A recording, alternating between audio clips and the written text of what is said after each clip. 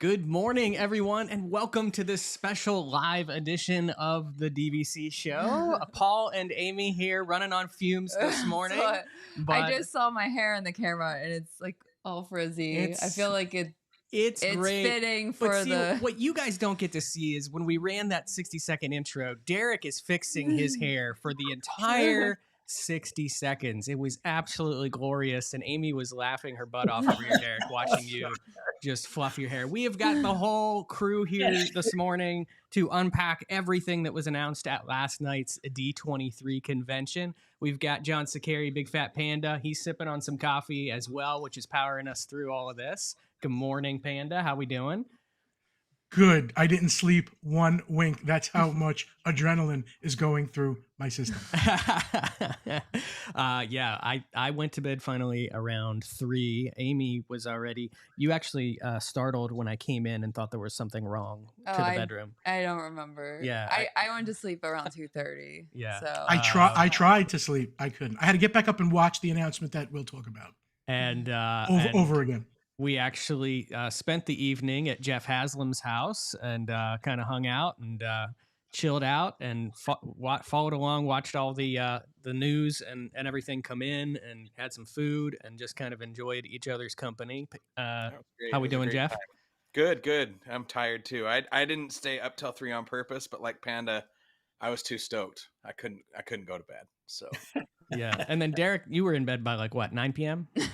9:01. I woke up this morning and looked at all your posts and looked at all the news, and I was super, super happy. I mean, a few things I wish that would have happened, but overall, it was good.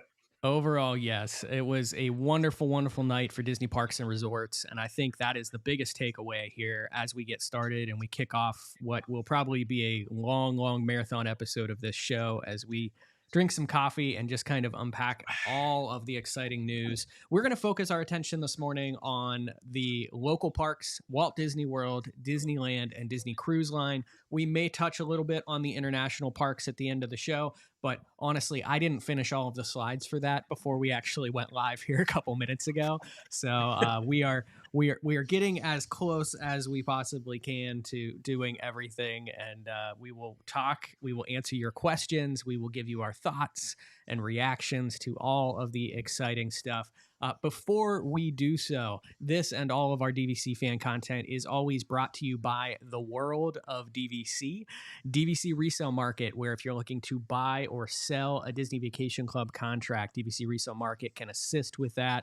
Monera Financial, who can help with financing that DVC Resale Market purchase, and the DVC Rental Store, where you can try before you buy, rent some points for a Disney vacation, or if you've got extra points laying around, you can rent out those points for cash. So please, please, please, as always, this group right here, we are all together because of the wonderful support that we get from the world of DVC, and they're going to have to spend a lot of money over the next 5 years so that we can do all of these fun new things that are coming to Disney parks. So please, at top of the show, go support those lovely people. Support us. Also, last but not least, patreon.com/DVC fan. If you want some behind the scenes content, we were posting some stuff there last night. We were posting some stuff there when Jeff and Amy and I and Jeff's Amy recently went on a Bermuda cruise. Jeff may or may not be dancing on Patreon. That's up for you to decide. If you subscribe, you'll find out whether or not Jeff is dancing on Patreon. It's worth the subscription. And that's the $500 level, right? That's what we decided on, the $500 $500 a month gets you weekly Jeff dancing videos straight to your inbox. You also might hear the story about how we were served some questionable alcohol out of the back of a cab. We had an amazing cruise in Bermuda a week ago, spent some time in New York City, had just a wonderful time, and we shared some of that trip over on our Patreon. So if you would love to support us there, patreon.com/DVC fan. I think I did it. I feel like I didn't breathe.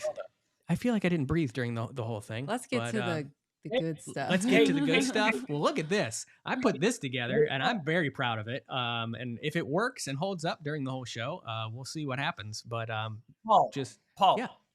is that a Roosevelt's hoodie?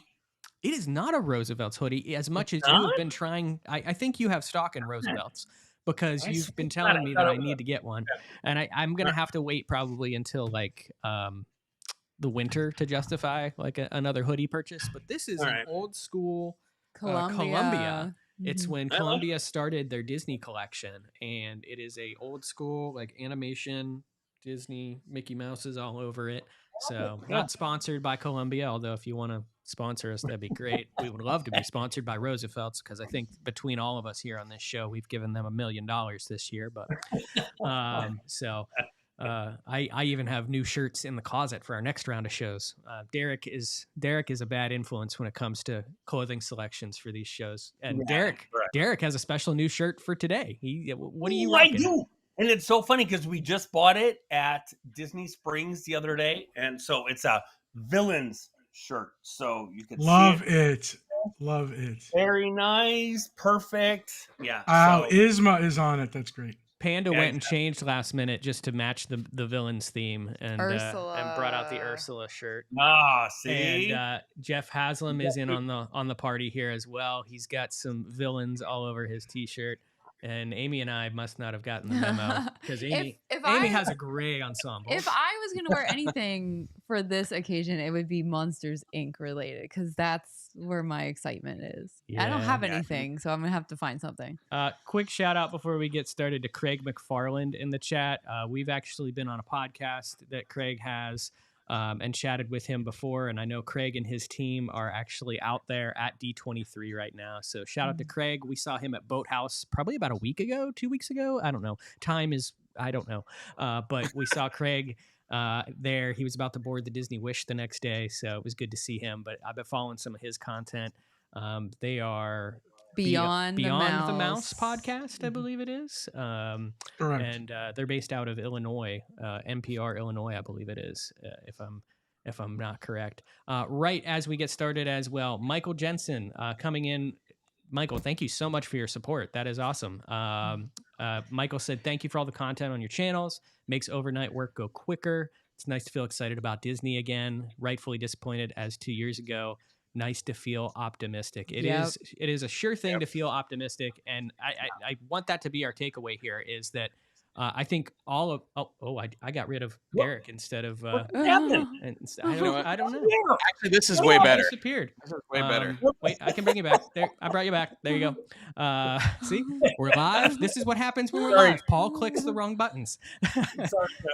It's like, Derek, you're off the island. No, but I think that's going to be our biggest takeaway here. And the internet already is coming up with a lot of criticism for last night. We can criticize, whatever we want, but I think all of us went into this kind of with guarded expectations based off of previous D23 panels. And there is no criticism for the fact that they knocked it out of the park in terms of the announcements. Now, we can get into how they deliver on these announcements. We can get into the timeline on these announcements. I'm not going to be critical on those. It's just those are things that are realistic in this whole thing. But the fact that they are fully committed to doing all of these things, I think, is the biggest thing and kind of where we wanted to start the conversation today, because in every single article that went up on Disney Parks blog last night, as the show was ongoing, there was this disclaimer. I mean, every single article had this disclaimer. And I know I looked over at Jeff at one point and I was like, okay, they're drawing attention to what happened 2 years ago here. And they're saying we are committed to these things. Yeah. So Josh D'Amaro actually said during the presentation, at Disney Experiences, Imagineers dream, create, design, and build these stories into real places. And we have Imagineers in place right now all around the world because everything we are going to share with you is in active development. Plans are drawn, dirt is moving. I just want to be clear about this. We are doing everything you are going to hear tonight. That is a pretty bold statement. Yeah. That is a bold statement. Yeah. I mean, what did you guys think when that came out? I think it's important because that's one thing that the internet has kind of lit on fire, and rightfully so. D23 years gone by, like we can all talk about EPCOT and what didn't happen, after they announced everything that was coming. Right. But it's important for people to remember that Blue Sky, hey, this is an idea we have. that were floating around, they float those ideas for a reason. They want to gauge impact. They want to gauge response. We're past that now with these announcements. This is no longer like the money's being spent. It's been earmarked. It's been moved out of the budget. Dirt is moving. Right. I think that's really important for people to remember that this is different than 2 years ago. Yeah, I think exactly. That's the biggest thing too, Jeff, is just shovels in the dirt. That's the biggest takeaway, that they're actually doing something. Not like, oh, I would love to do this, or oh, how would you guys like if we did that, or that. No, shovels are in the dirt. You're going to see walls up. You're going to see, actual stuff happening, which is huge. Yeah, Panda, you said you didn't sleep all night after. Not at all. I just can't. I just keep thinking about the possibilities of everything. And the excitement is still in these announcements. We didn't get a lot of details. When you talk about these things and they say, 2 major attractions, my mind is just going. So, yeah. But I love this statement. We needed this statement because, like Jeff said, you could look at everything that was promised that wasn't delivered. It's nice to know that things already started to move for what we heard. Yep. And I'm going to highlight this because I feel like Tyler just read my mind almost. Tyler just said, I realized last night that Josh D'Amaro will be the next CEO. I felt that way too. I felt that way. And I'm just kind of shortening this so it goes where it needs to go because, again, amateur hour here. But I felt this way at the end of the presentation. Josh ended by talking about his childhood story, talking about growing up and taking his family to the parks and everything. And if there is anything that I said last night where I went missed opportunity, if there are thoughts that he is going to be the next CEO, I think that would have been the perfect time to announce it. I think that he knocked it out of the park in terms of his presentation. Panda, you doubt that a little bit, or you don't think they're ready? I don't think they're ready to announce it, but I do think he's probably going to be. I think his personality with the fans and stuff is what they want, even though I don't know on paper if he's qualified in every industry that they need for a CEO. Yeah. The only thing that he needs to cut back on is musical numbers.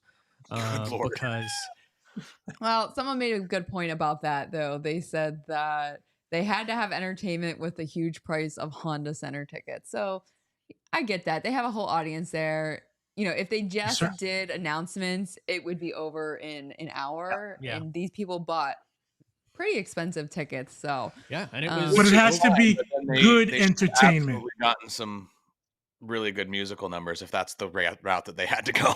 I know. It was rough. It was rough. There were some tonality issues coming from a music educator. Abby Carter was amazing though. I watched her when she auditioned for American Idol. I thought she was stunning. Meghan Trainor sounded really good. Yeah, we learned last night that Jeff has a crush on Meghan Trainor. So I really do. It's ridiculous. But I just love that woman. Really? I do. Really? I have always liked her. So all about I thought this was a good place to start, just again to remind everyone that these are real ideas. We may only have limited concept art. These ideas are going to take some time. We will probably learn more and more about them in upcoming D23s as they are building them. But we are going to see dirt moving as early as this fall on some of these action items. They were not shy from putting dates associated with a lot of these products. We don't have specific dates, but we have timelines, years, that kind of stuff that was presented to us throughout the evening. Now, if there was a big, what I would call nothing burger, it was for Disney Vacation Club. And since the first Halloween party was on Friday, I thought that this, even though the IP doesn't apply, I thought this was appropriate because Disney Vacation Club didn't even get a mention. The only thing that we saw, I think, the whole night that was Disney Vacation Club, which was weird, was in the opening montage section. There was the Disney Cruise Line ships, and they were underneath the Alani logo. Yeah, we thought we were gonna have something there. We thought we were gonna have something that was like a Hawaii-based cruise ship. I don't know, who knows? But there was no mention of Disney Vacation Club throughout. There was really no resort anything, which is that's fine. If we're keeping track of points here, Derek wins on this one where he was begging for no Disney Vacation Club announcements. I thought with the news that's been coming out about reflections and the new permits in the reflection space, I kind of thought that we would have that. I still think we're going to get that news this year at some point, but it surprised at all for many of you about no Disney Vacation Club? I mean, we did get the news, but it wasn't tied into D23 of, pictures of the restaurant and pictures of the splash pad and all that stuff. So I thought that was great. I mean, it's not tied into D23, but it was awesome. It looks great. Yeah, we got there's an article up over on dvcfan.com that has those new images. We've gotten some new images of the restaurant, which looks like an awesome place to eat. I'm excited for that. The splash pad we did not previously know about that was going to be heavily Moana themed. Really spoke similar to the Disneyland Hotel splash pad that they have over there with Steamboat Willie. Yeah, remind me of that. Very similar concept for that. So, but overall, Disney Vacation Club got a rock for D23. So that leaves us to the big news, and in somewhat of a particular order. We'll try to organize it the best we can. But I think the biggest news out of the entire night they saved for the end of the night, which is that Villains Land is coming to Disney's Magic Kingdom. And of everyone that has been excited about this, Panda has been the most excited. Panda, tell us, this has been years in the making. Can I just tell you what I did?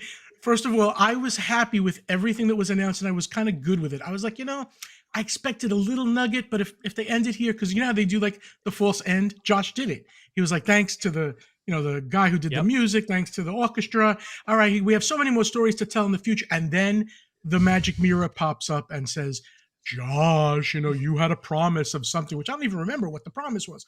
But I freaked out yelling at my TV. I'm like, no, it's happening. Like, I really became this nerdy, crazy person.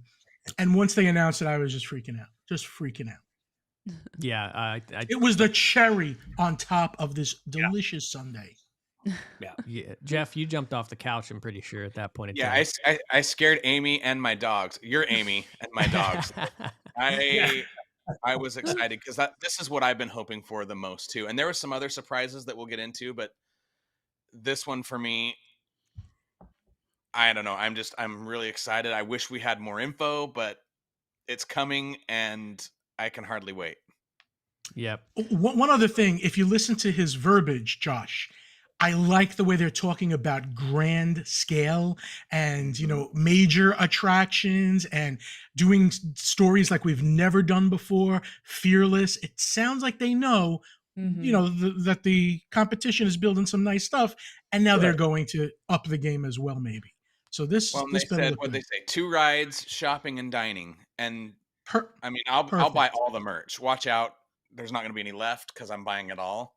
But if they do a table service villains themed restaurant, I can't.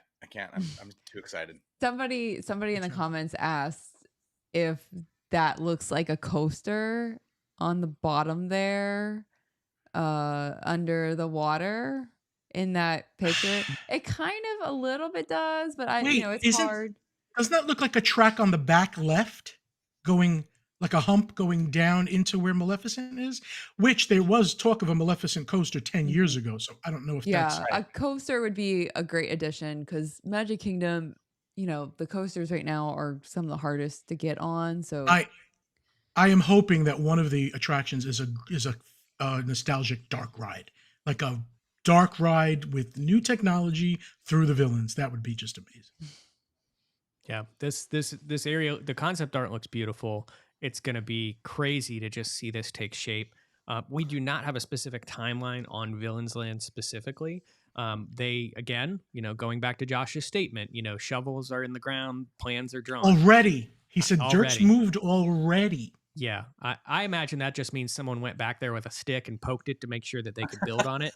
And I know that we don't know where it's going, but last time I was at Tom Sawyer Island, there was a good half of it was completely cut off. And I just wonder if they already started something back there. Yeah. So this has to be kind of that Beyond Big Thunder concept or taking that area that is a little bit past Frontierland, wrapping around to Haunted Mansion. It would make sense if they kind of tied into Haunted Mansion and kind of had 2 entry points. I think you have to have 2 entry points to this area because it's going to be so popular at the Magic Kingdom. But it's going to be a huge extension to this park.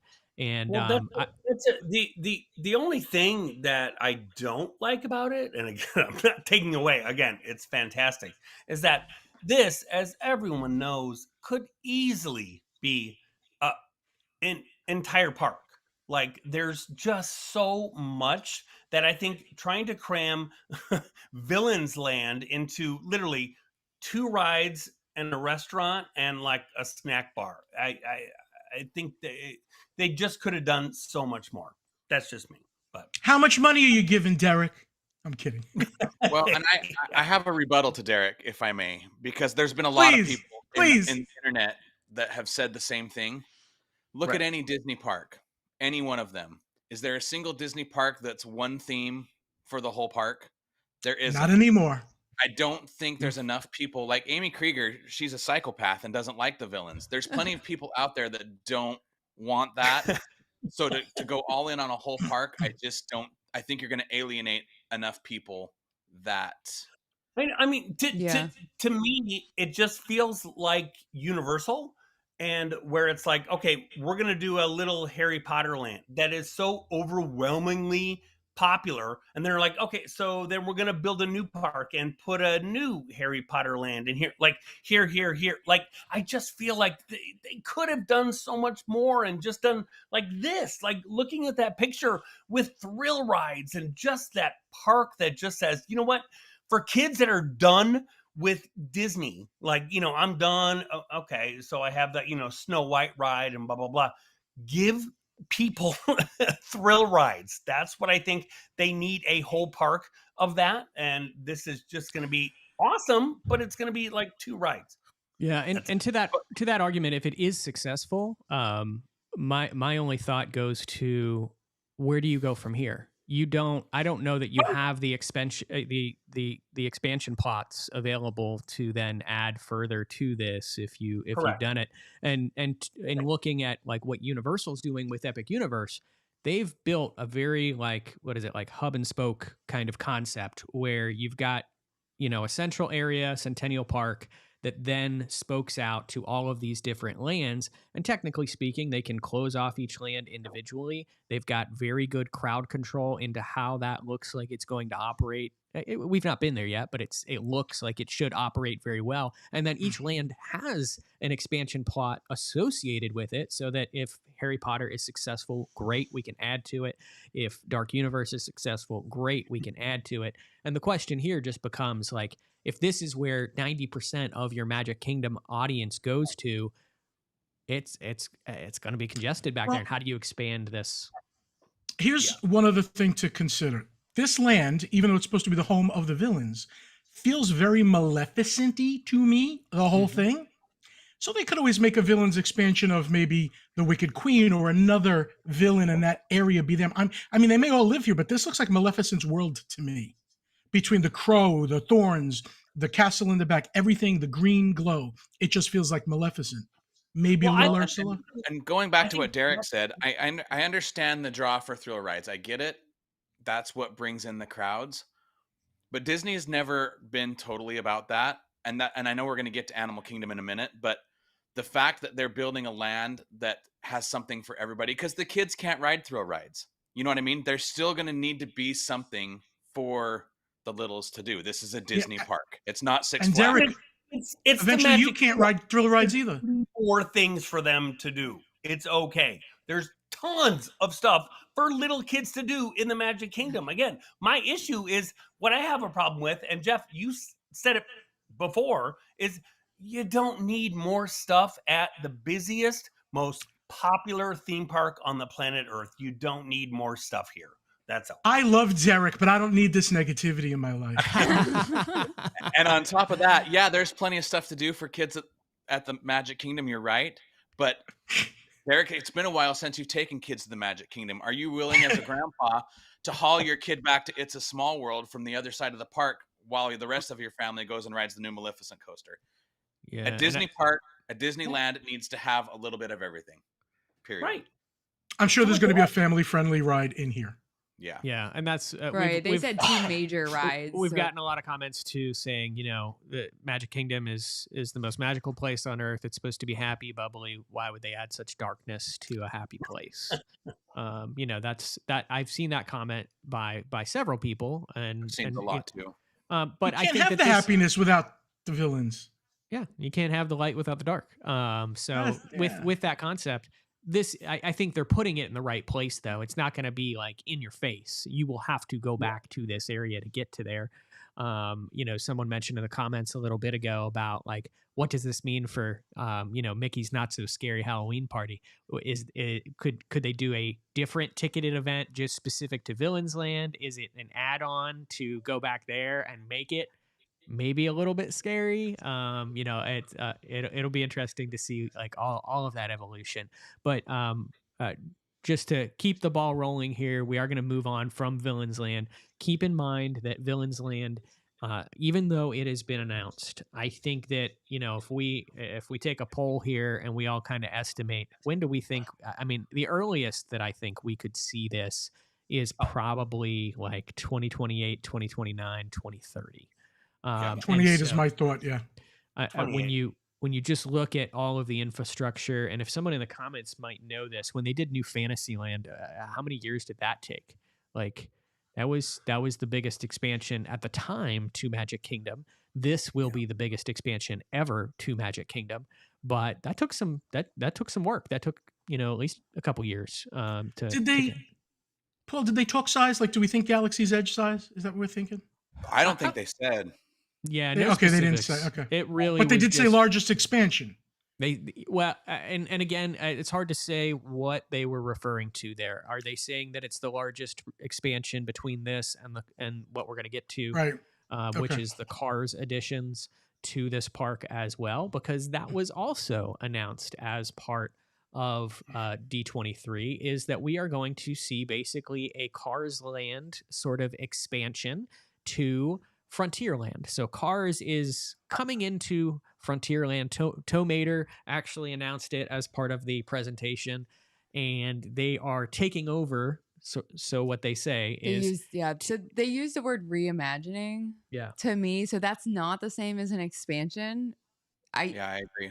It was interesting to me how quiet the audience was during this part. I rewatched that. And I don't know. And if you were there, I know there's people who were there. Let us know if it felt the same, because maybe it just felt the way we were watching it. But I think a lot of people were thinking, where is this going? It's not. They didn't say expansion. They said reimagining. So what are you removing from Frontierland? You just redid Country Bear, so you can't remove that. You know what I mean? There doesn't seem to be a ton of space over there.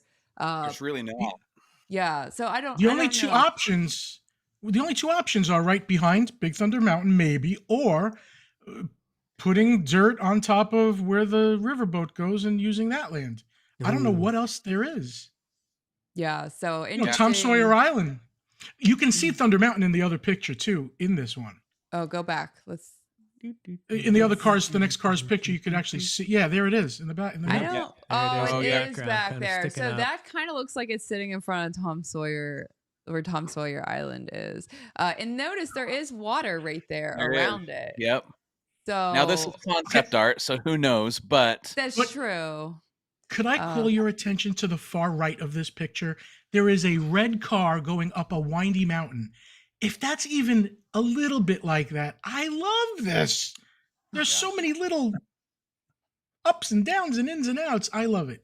Yeah, I'm excited about this. And I think there are some people that are disappointed that we're not getting the DCA Cars Land, but I don't need that. We've got that so at glad California. It's different. We need different. Right. Yeah. Yeah. It gives you a reason to visit. This is my biggest complaint about Star Wars Galaxy's Edge is they built two of the exact same things. With Star Wars as big of a universe as it is, Disneyland and Disney World should have two different versions of a Star Wars land. And I'm glad that we're going to have our own. And I don't think it needs carbon to be a copy. I kind of like the idea of going old fashioned like Disney used to do and sneaking some IP into an existing land rather than just building a whole new thing. So I don't know. I'm excited about this almost as much as I am for Villains Land. I'm excited too. Me too. I just like the fact that if anything happens to Tom Sawyer Island, that people will revolt. They'll say, "I can't believe it," and people that have never been there, literally for like the last 30 years, will all. I love Tom Sawyer Island. Will outrage exactly. Yeah. When were you there last? I've never been, but I want to go. It's the same with the Country Bears. When they announced that, everybody lost their mind, but that attraction hadn't been visited since 1984. So, 100%. Listen, I love Tom Sawyer Island, but they can take the cave down now and give me this. It's okay. When you compare the two, there's just no. What is going to make me go there? What is going to make me go to that section of the park and ride something or do something? Like, this is it. Like, this. Yes. Yeah. Please, all of this. Put the walls up tomorrow. Yep. If that happens, I can't figure out. If that's where it goes, we need to get this group together and go do some cave exploring one last time over at Tom Sawyer. I have never been to Tom Sawyer Island. I feel really terrible saying that. We need to go over there. The only thing that has literally one of those people that love it, just because one of my favorite memories is with my kids going over there and just having a game of checkers. Like, just playing checkers on Tom Sawyer Island was like, wow, like, this is so weird. Like, we're in a Disney park and we're just sitting here playing checkers. Like, it's that kind of stuff. That's awesome. Yeah. Says the guy that wants more thrill rides. He's over there playing checkers in the shade. Oh, Right. Derek, you got owned. I'm so sorry. By the way, this second ride I can't figure out because it looks to be fairly major as well. Like, it doesn't look like an alien saucers. Yeah, the other one. Go back to the. Yeah, this is the second. I really thought they were going to bring something more like the Mater's junkyard a Dumbo jamboree. ride. Or something. Yeah, or Luigi's cars that are out at Cars. Yeah. Something like that. Roadsters or whatever. I wonder if is this like the Autopia thing? I don't know. We don't need two of those, so please, for the love of God, let that not be a thing. I mean, it's too far away, but it would be a cool upgrade to Autopia if you put some cars. If they close Autopia and put something else there, yeah. Yeah, cool. that would be pretty cool. So the two things we talked about so far: Villains Land and the Cars Land. We'll call it a takeover of Frontierland or reimagining of Frontierland. So both of these projects. I do not believe there was a specific timeline announced related to either of them. I think we will probably see Cars Land before we see Villains Land. I do think that it's going to be easier for them to do construction and do work on those sections and kind of reimagine the park as they know it today before they actually go back there into the swamp and start to kind of build beyond Big Thunder. But going back through the comments here, I think Ryan had actually gone back, like I asked, to kind of put some timelines on the prior construction. So the prior construction for New Fantasyland, it took them about 5 years from announcement to opening, and then another 3 years to fully finish that land. So again, here we sit mid to late 2024. If we say 5 years, we're pushing that envelope of 2028, 2029, 2030. It's possible we may even see things expand beyond that because you just don't know. Again, like we had so many announcements at D23 4 years ago that that just died, due to one reason or another. A lot of that being, the pandemic, but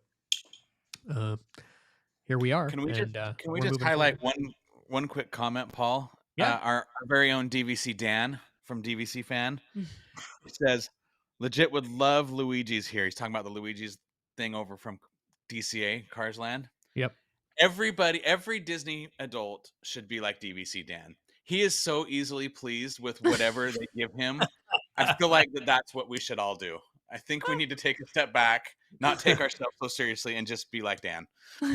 Yeah, he believes That's the worst ride ever. But he believes every rumor. That ride sucks. He believes every it's rumor, okay. everything that comes out. He's always just so pumped about it. Like we love DVC Dan. Yeah. So all right. He has Stockholm syndrome like all of us. So those were the biggest announcements that are coming to Magic Kingdom. While we are in that park, while we are in that park, there's a big announcement. Oh. While we are in that park, though, there were some other announcements. I cried. I cried with this. I think Derek called this one. I did. I called it. I said nighttime parade, Magic Kingdom. I wish it was Spectrum Magic, but it's a new one, so I have faith. But hey, I'll take it. I love it. I hope you have faith, love, and pixie dust. New nighttime parade, Disney Starlight, will be coming to the Magic Kingdom, and we do have a specific date on this. This is coming summer of 2025, so we've got basically less than a year, we'll say, until this thing actually opens up. And there has been, this was, I know I was talking to Mandy Gibson last night, actually, as the announcements were coming on. She said she was just happy with Starlight. And she said, you know, they could have ended it there. I was happy with a parade. And I feel like so many people, I think I said this on our D23 prediction show.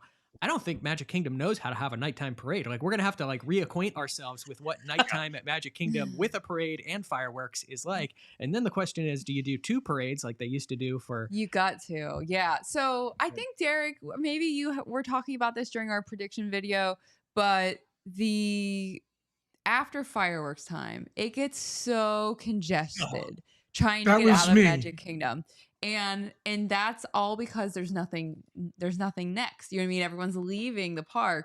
And if they did the parade, you do it before. It has to go up and then it has to go back down, or whatever. But you could kind of staunch that massive exodus of people from the park by having that additional parade at night. You're still gonna have some people leaving after fireworks because maybe they saw the parade the first showing, but then you're gonna have another group of people that don't leave till after. So it could I think it could help the flow of things over there. That was a Lee Cockerell big thing, was that when they stopped the electrical parade, the exiting of Magic Kingdom was destroyed. It became a horrible exodus. Yeah, it is terrible. It is literally standstill. And then you're overflowing the transportation at that time. So I think this could help. I think it has to run twice to help, because you have to have the people that have already saw it that did choose to leave after fireworks, and you have to have the people that stay to watch it for the second round. If you're playing the home bingo, if you're playing the home bingo game, Jarrett said parades are people eaters, and we said that I think 25 times on our D23 prediction that show. Is true, Jared. And so prime ride time is during those parades for sure. Yeah, always has been. We still do that for the parties and things like that. If one of the early parades specifically for Mickey's Not So Scary. Yep. They said cutting edge technology, so I'm really hoping that it's even a little bit better than Spectro Magic and more like what Japan gets. Is that just fancy terms for LED lights? I don't know what. I really do. I honestly think it is, but I think it could look really good if they do some of the Paint the Night looks really good. I keep going back to Paint the Night at Disney's California Adventure. Mm-hmm. Yeah. I thought that was better than Spectro Magic myself. So yes. Oh. Paint the Night was amazing. So if they're even upping the ante on that technology, and go back to how this over delivers, because this does over deliver. Jeff, you just said it. I think all of us would have been happy if they even had said, well, except Panda, you said don't bring back Main Street Electrical Parade for 100th time, but you still would have been happy with it, better than no parade. I would have been happy with it. Same thing with Paint the Night. If we had heard that Paint the Night was coming to Walt Disney World, we would have been thrilled. But hey, now we get a brand new parade and we didn't even ask for it. So bonus, we'll take it. That's just an absolutely huge win, and it's going to make Magic Kingdom insane. Someone asked this last night, and I don't know if we were talking about it last night. Do we think that with the parade, we may see them move back to potentially during peak season times, going back to 2 fireworks shows a night? Oh yeah. 100%. I wondered about that too. Yeah. 100%. I do. Yeah. So, that was also part of like the previous kind of parade concept was, I feel like that would be expensive. Very, very expensive. Yeah, Wishes was great, and they used to run Wishes twice, right? A night at one point in time they did. Someone in the comments correct me if I'm wrong, but that was, I think, a lower budget fireworks. Not that it was low budget at all, but compared you to think that was low budget? Compared to Happily Ever After. I think Happily Ever After actually has less fireworks and because more of the projections. projections. So Maybe. Yeah. Yep. So I agree. So I don't know, but we're getting a Yeah, parade. but you get more specialty fireworks that are probably more expensive. Like the one shaped like Maui's thing, and I feel like those can't be cheap. Yeah. Derek, don't laugh at that. This should tell you how excited people are. I just want to know what Maui's thing is. His hook. Oh, this is all just falling apart. Okay. This should tell you how excited people are, because my family never watches this show, and my brother-in-law just posted that he agrees and loves Paint the Night. So if they're watching this show and are excited about the nighttime parade, yeah. we've hit our core audience. Hey, they're Jeff's family. Hello, Jeff's family. There are 711 of you watching this show right now. 2 of you thumbs downed it, so I don't know why you're watching it. I just want to know. I just want to tell you that when you do thumbs down it, that still counts on it's YouTube great. as engagement. So It helps the the algorithm. algorithm. jokes on you guys.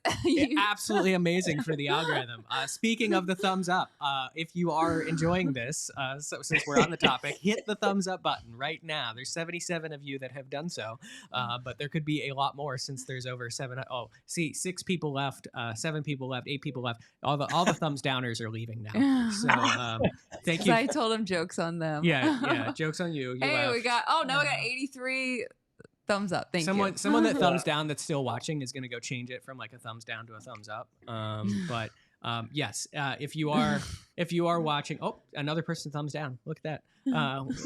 They heard us talking. They're helping us. They're helping us. Thank you for your help. No, if we can keep 711. They took it away. If we can keep this is the rest of the show. watching, we're just monitoring thumbs up and thumbs down. Yeah. No.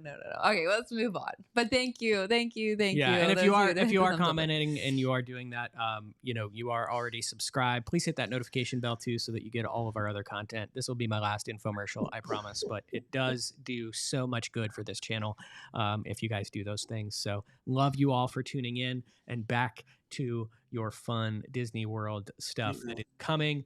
We will end our discussion of Magic Kingdom with one more thought, which is that we are getting a Pirates Tavern coming to the Magic Kingdom. This has been rumored for a long time.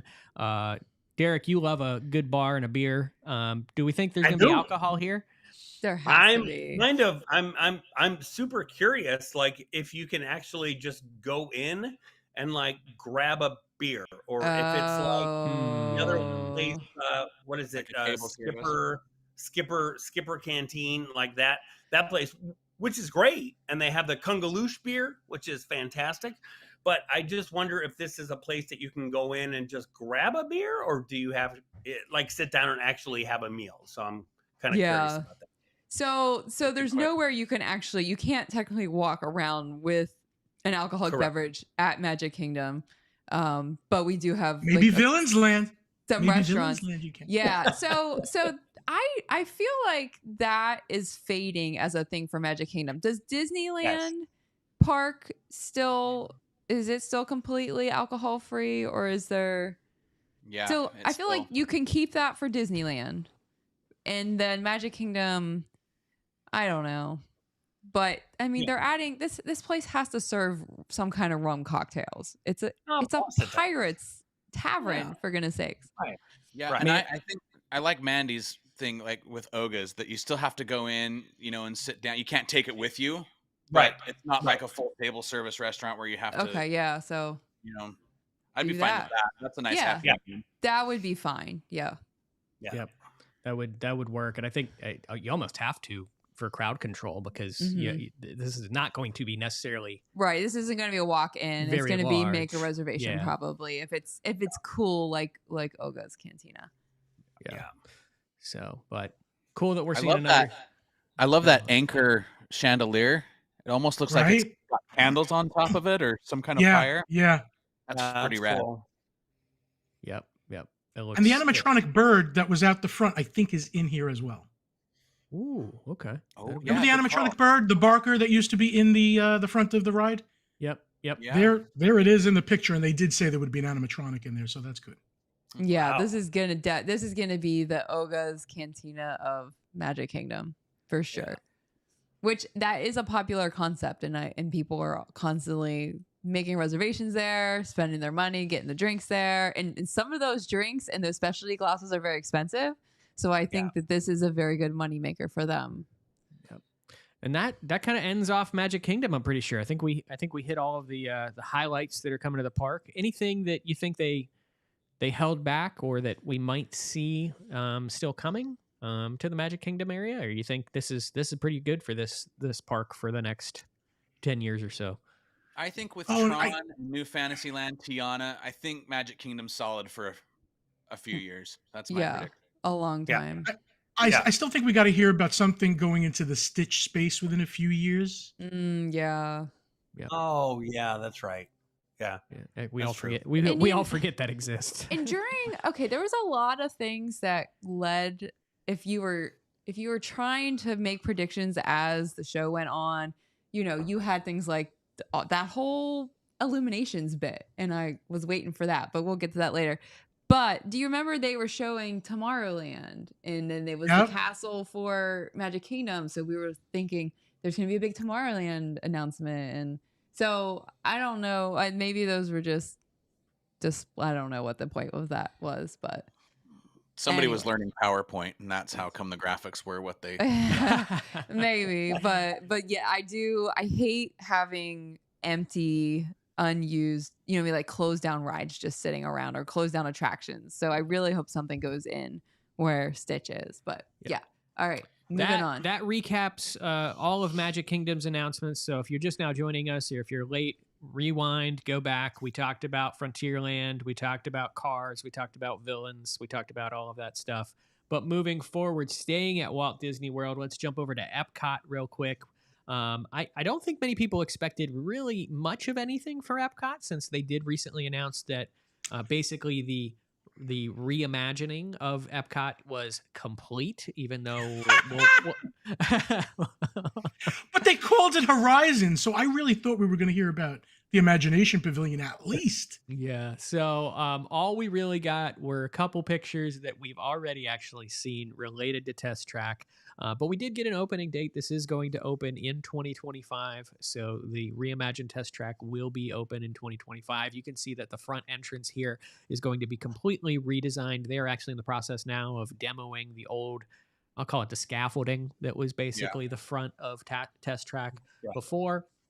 And then previously, we also received some concept art of what this is going to look like on the inside, which this section right here, if you're making concept art, this reminds me of Dinosaur. E.T. Or E.T., but more so Dinosaur, where 95% of the ride is just black because it doesn't work properly. So we'll just turn out the lights and drive you through it. Like, this is what this makes me think. Like, we're just going to put up a couple trees, and I don't want to be overly critical. I'm happy that they anything is an improvement. Yeah. I like the trees. Bring it on. I find Test Track to be incredibly boring right now. So sorry for those of you that love it. But I think the thing that surprised everyone at EPCOT, and probably where you will see this group of people on this show the most now that it's been confirmed, is the new EPCOT Lounge coming to Spaceship Earth. It is called the Spaceship Earth Lounge. This is also opening in 2025. I believe it was announced last night. This just looks cool. This looks pretty amazing, and I could just see myself like going in there and I don't know, working.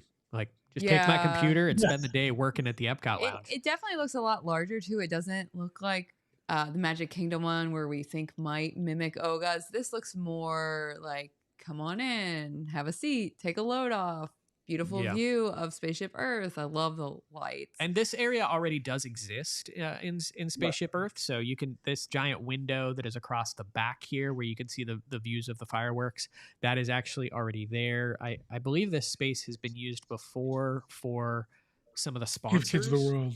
Yeah. Give Kids the World usually too. Yeah, so it's basically a space that can be rented out for events right now. So when you say lounge, is it just a lounge for everyone, or is it a DVC lounge? It is just a lounge for everyone. So no specifics to certain groups of people or anything. I would equate it to something like Nomad Lounge at Animal Kingdom, small bites, drinks. Yeah, that's what I would say. Yeah. And someone asked this, what you just said, they asked if it would be taking the place of the sponsor lounge. Yeah, that's what we think. So it's going to be in Spaceship Earth, not. Okay. For some reason, when I first looked, I thought that was a view of Spaceship Earth, but that's fireworks, right? Yeah, so that's looking down that main promenade. Okay. It does look like a circle. I see the circle you see, but it's not. Yeah. Okay. Yeah, maybe they're building a second Epcot ball. Rumor, you heard it here first. And let's be clear. The announced refurb of Spaceship Earth. Nothing. Yeah, I think we're past that. I think it's still gonna get it. It needs it. I mean, the track is eventually. I know, but I mean, honestly, I just did it 3 days ago. So I just went with my kids before they go back to school, and I literally was going through the whole entire ride, and I was like, God, is it me? But everything looks so refreshed. Like the good. The sets look fresh. I mean, yeah, it's still herky jerky, the whole entire way. But I don't know. If the scenes look good, then they're when that goes away, it's gonna be brutal for me. Conversely, I took some friends that had never been to Disney World. We went on that ride, and everybody fell asleep, and they said that was the dumbest thing they've ever ridden in their life. So Disney's got something for everybody. Derek, who wants lots of thrill rides, loves Spaceship Earth. I love Spaceship Earth. I have to do Spaceship Earth every single time I go to Epcot. I have to do it. I have to. It's a state law. Have to do it. Yep. Paul said in the comments, the old Siemens Lounge. Yes, this is basically this is the space that used to be the sponsored lounge. So whoever sponsored Spaceship Earth got this space to utilize. It's similar to how there's the Chevrolet Lounge at Test Track, which is open to those people. And they utilize that for other different events as well. So exact same concept, and just they're gonna open it up for the public now. I'm not sure if I think Siemens left the sponsorship of Spaceship Earth. I'm not sure there's an active sponsor for Spaceship Earth at the moment. I think you're and that's probably one of the reasons why they're like, okay, well let's not leave this space empty. But Panda, to your earlier point, again, leaving a lot of things kind of on the drawing room floor related to Epcot. We've got Mary Poppins. A lot of people are like, whatever happened to Mary Poppins? Where did that go? Didn't Dick Van Dyke come out and dance for me and tell me we were getting it? Like, what happened? He got. Yeah. I understand COVID came, but are we ever going to revisit it? Or we're just going to forget it. Okay. I think there's somebody in the chat, Bit Whiskers, I think. No judgment. I don't know. He does make a good point that was all during Chapek's time, and he was a cost cutter. And so I don't know. I kind of think that's probably a good point with the combination of bean counting and COVID, and somebody that didn't have a lot of park forward thought. I just think those have probably gone away, and they're going to have to go back and redesign what they want to do moving forward. Someone else mentioned, they were hoping we would hear about a new pavilion at the World Showcase. I don't think that's not going to ever happen. I think eventually, I don't know. I agree. And there's a D23 No, it's going to happen. Coming up. Isn't there a D23 event coming up in Brazil?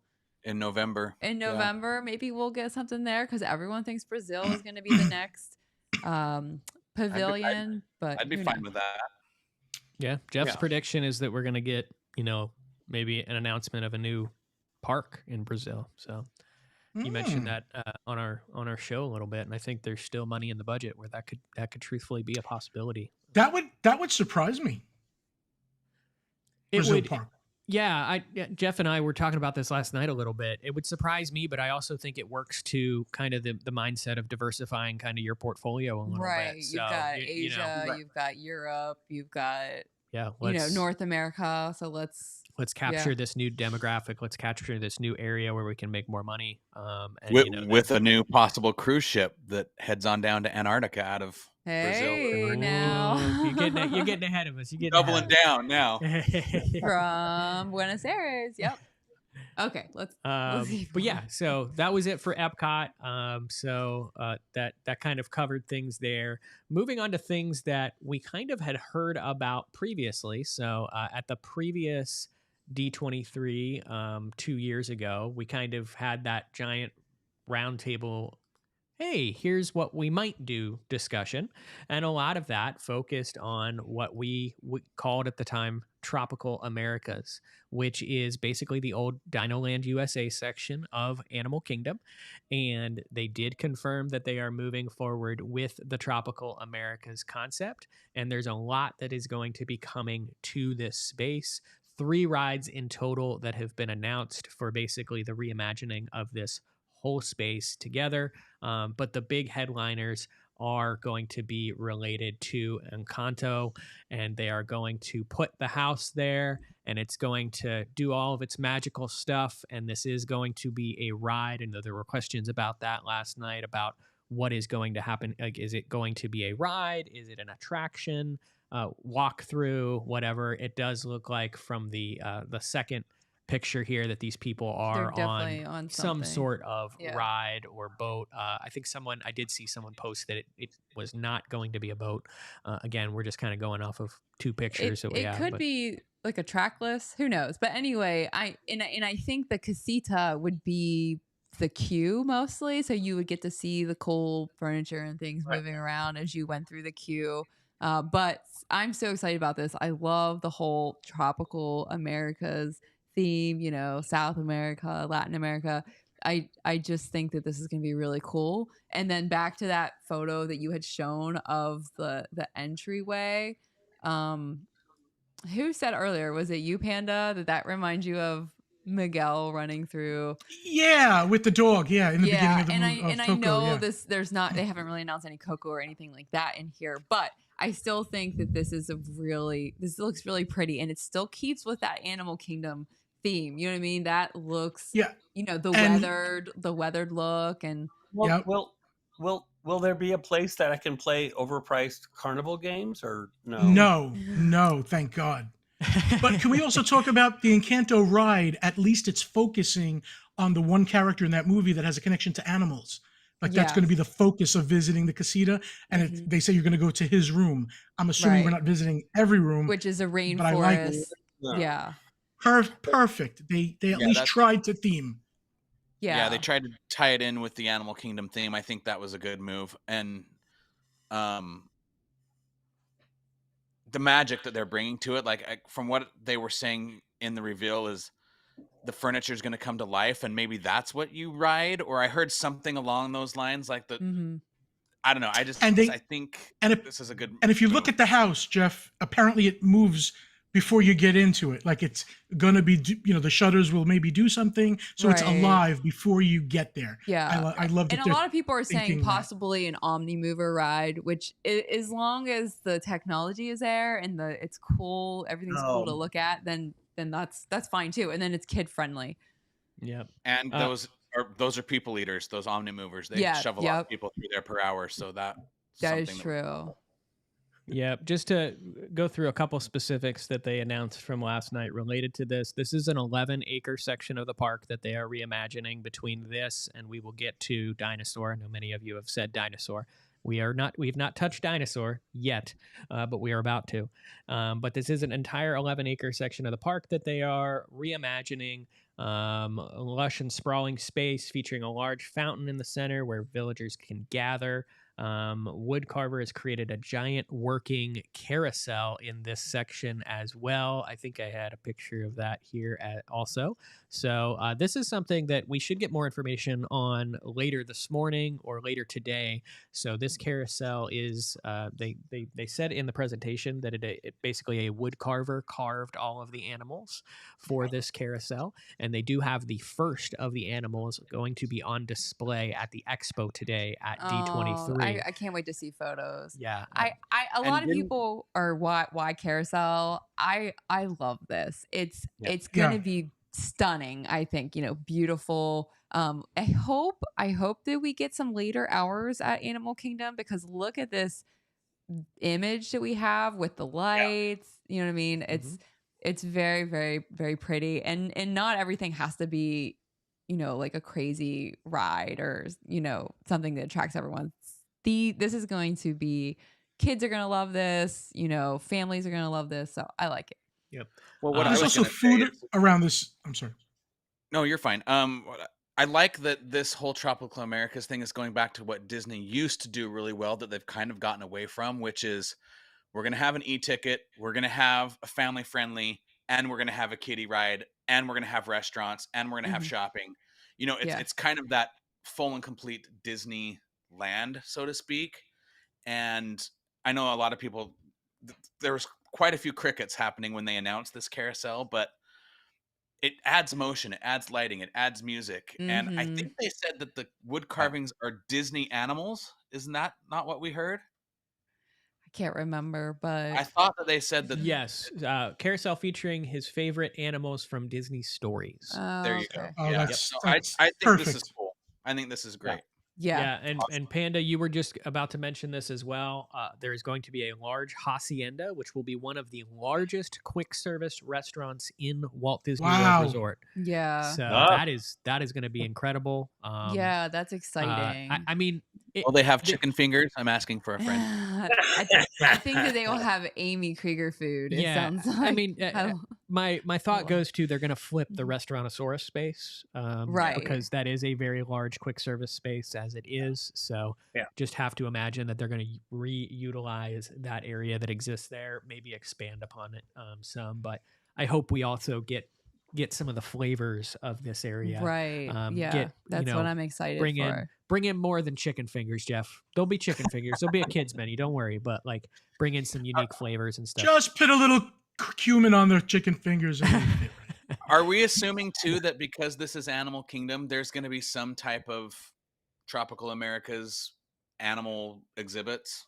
Like you would think that they're going to have to that do would be something, cool. right? Because even Dinosaur has some crocodiles over there. I would love to believe that, Jeff, but unfortunately, in my mind, the direction that Disney's going in, I don't know that the original vision of Animal Kingdom is still kind of what they're. Derek, you're shaking your head, kind of agreeing with that. What I'm saying no way are they going to put any kind of animals in that area. They're so excited to just get rid of the concrete and the carnival and all that stuff. So to be able to put in what they have, these 1, 2, 3 things, and a restaurant. No. Well, and the easiest thing that would fit in this section lives in a different section of the park right now, which would be kind of the bird show. Like I feel like that would maybe make the most sense. The most to be tropical, the most tropical, the most kind of moving that thought process. Maybe they move. So what's it called? Feathered Friends in Flight or something like that. I might have completely made up that. With the macaws. There's the macaw show that is at the front of Animal Kingdom in front of the Tree of Life. Would be cool if maybe they move that show over to this area. That would be a cool thing to see the birds kind of flying through, pooping on your head, whatever. I love that show. But then they have to retrain all of the birds to fly that direction instead of, although the birds are like semi-trained as it is. When they tell them to leave, sometimes 2 or 3 of them just like sit around. We're not going. We're not going to do it.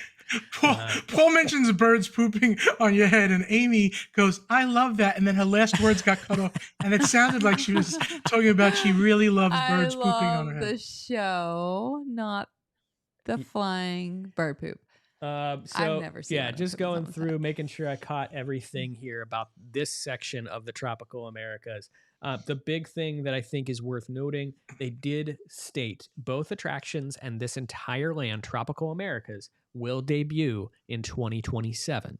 So we have another D23 Expo before that will open. They should be well under construction by then. And the thought process sounds to be, they mentioned last night that they want to give people, I guess, a mourning period for the next thing that we're going to discuss, which is Dinosaur. So they are going to start construction on this because, to Derek's earlier point, it is a concrete pad and they can just start building. So they are going to start construction on this Tropical Americas section, these two rides first, get these up and running, probably open that section, and then take down Dinosaur to be reimagined into, surprise, surprise, Indiana Jones. Yeah. So But I not a do carbon have copy. a question on this. Is it true that they say that the dinosaur track is literally the exact same track as the Indiana Jones track? I've never been, because everyone knows I've never been to Disneyland. But like, is it literally the exact same track? It is. The It does exact not same- feel like it, but it is. It is the exact same layout. I think I saw someone do a comparison of the two, and there might be just one turn or so that is slightly different between the two, but they are basically clones of each other. And when the thought of them removing Dinosaur came up, everyone's thought went to both Indiana Jones and also the new Zootopia ride that they put in. Where did that go? Shanghai? Shanghai. Yeah. Shanghai. Shanghai. Because that is the same ride system. That is, again, a similar track as well. So one of those two things we kind of thought was going to come here. And Panda, you mentioned it. I think it's a big win that they said, yes, it's coming, but it's going to be a completely new story. Yeah, so it's not going to be a clone to. Can we back up? I just want to highlight two comments. And based around a mythical creature. So they tied it in to Animal Kingdom and the dinosaur dragon mythical part, which I'm happy about. Yeah, so I thought that these were interesting comments. Great. Number 8. Nice alias. Anyway, the shade upgrade in this area is a great enhancement. If the concept art is going to be, close, we are seeing a lot more trees and shade. And then I love how the next comment is the same person said we need a shade rating for each of these announcements.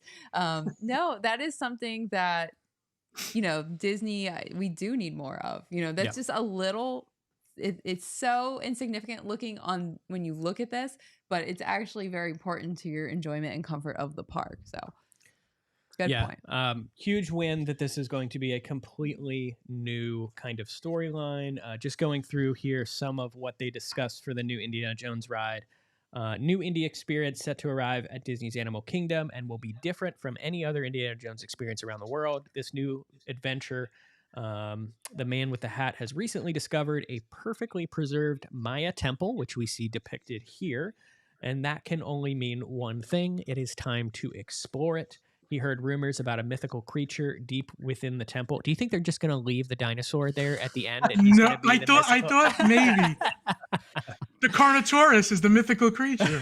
Do you think they'll still have Claire Huxtable do the pre-show?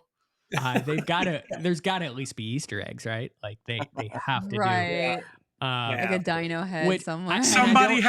Somebody has to say what can go wrong. I don't want to back us up, but at the beginning of the presentation last night, they did a video, and they actually have it on their Instagram now too, where they did the Soarin' pre-show, and it was like the pre-show to D23, and it had all of the original people, even though they're so much older now, and but even the guy with the Mickey ears hat, he was the original guy that did it so many years ago, and they redid it. Nice work, pal. But yeah, it was just, that was perfect. But exactly, Panda, like you said, just leave the Carnotaurus or whatever it's called at the end of this ride, and that's your mythical creature. Save some budget there. He's got to go see it for himself, so he brings us along for the adventure. Will there be snakes? We will just have to wait. And yes, there will be snakes. Of course, there will be snakes. And we did get one picture of the inside of the temple as well. Looks very religious. Yeah, that looks like the end scene of Raiders of the Lost Ark where they melt people. So that's right. Cool. It looks like a crucifix. I love it. To Derek's point, yes, it's the same track, but Derek, we can't even begin to describe how different Dinosaur is from Indiana Jones and the Temple of the Forbidden Knight. Okay. The same track, but completely different experiences. Yeah. Okay. Yep. You could even argue it doesn't feel like the same track, no matter what. You go like, no. So new animatronic technology and projection technology, I expect this to be pretty fantastic. Yeah. So does that mean, though, if they're putting Indy here at Animal Kingdom, that it's going away from the studios? One could only hope.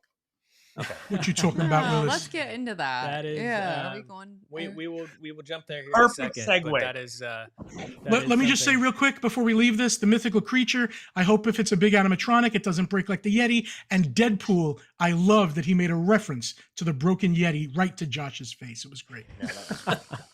He made some great one-liners last night when Deadpool came out on the stage and talked some Marvel stuff for a period of time. I just want to draw a little bit of just in reading through the Disney Parks blog article on this. I mentioned before the Encanto section is stating that it will open in 2027. That is specific. That is specific to the Encanto part of the announcement. So a question remains as to what that means for Indiana Jones.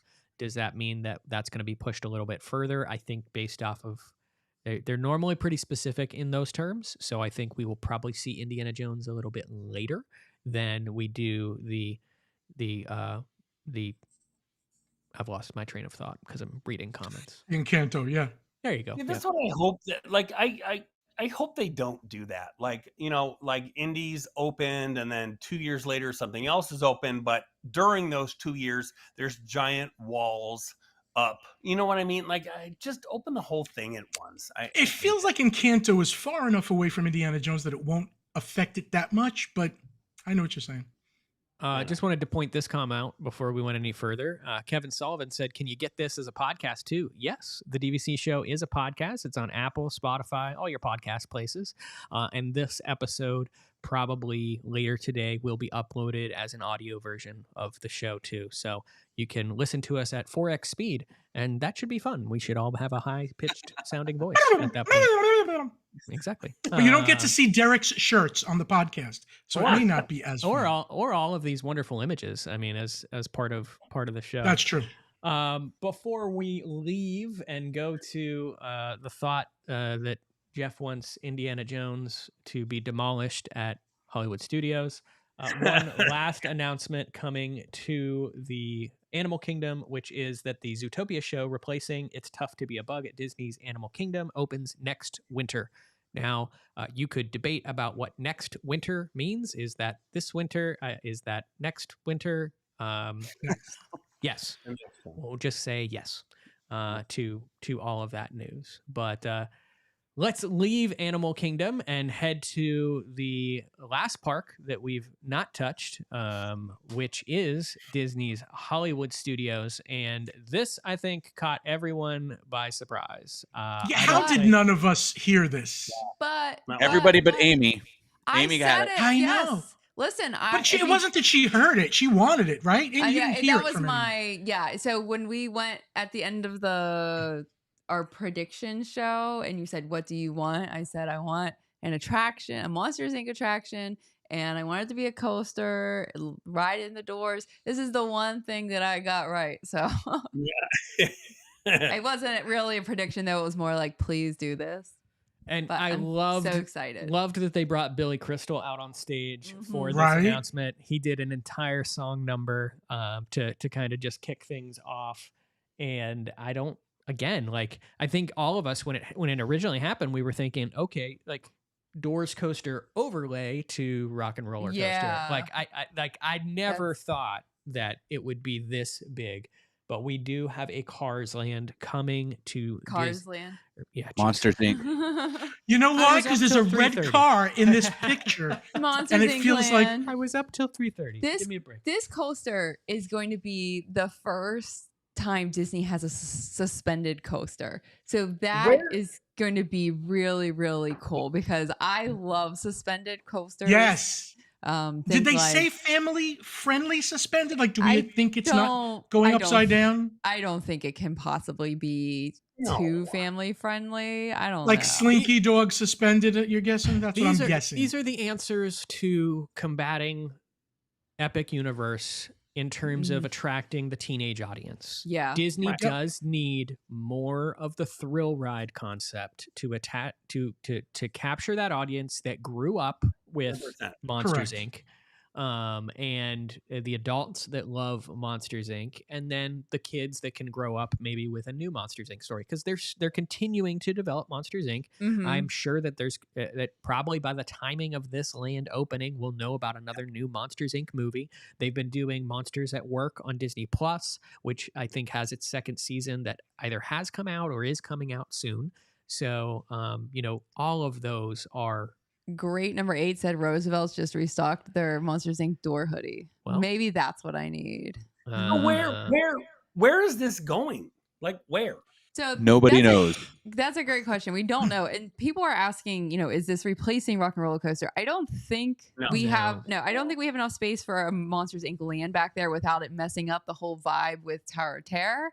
Right. And so looking at this concept art. Oh, Star Wars launch pad. Galaxy's Edge is behind it. Looks like to me. Oh. It does kind of look like that. So would that be Okay.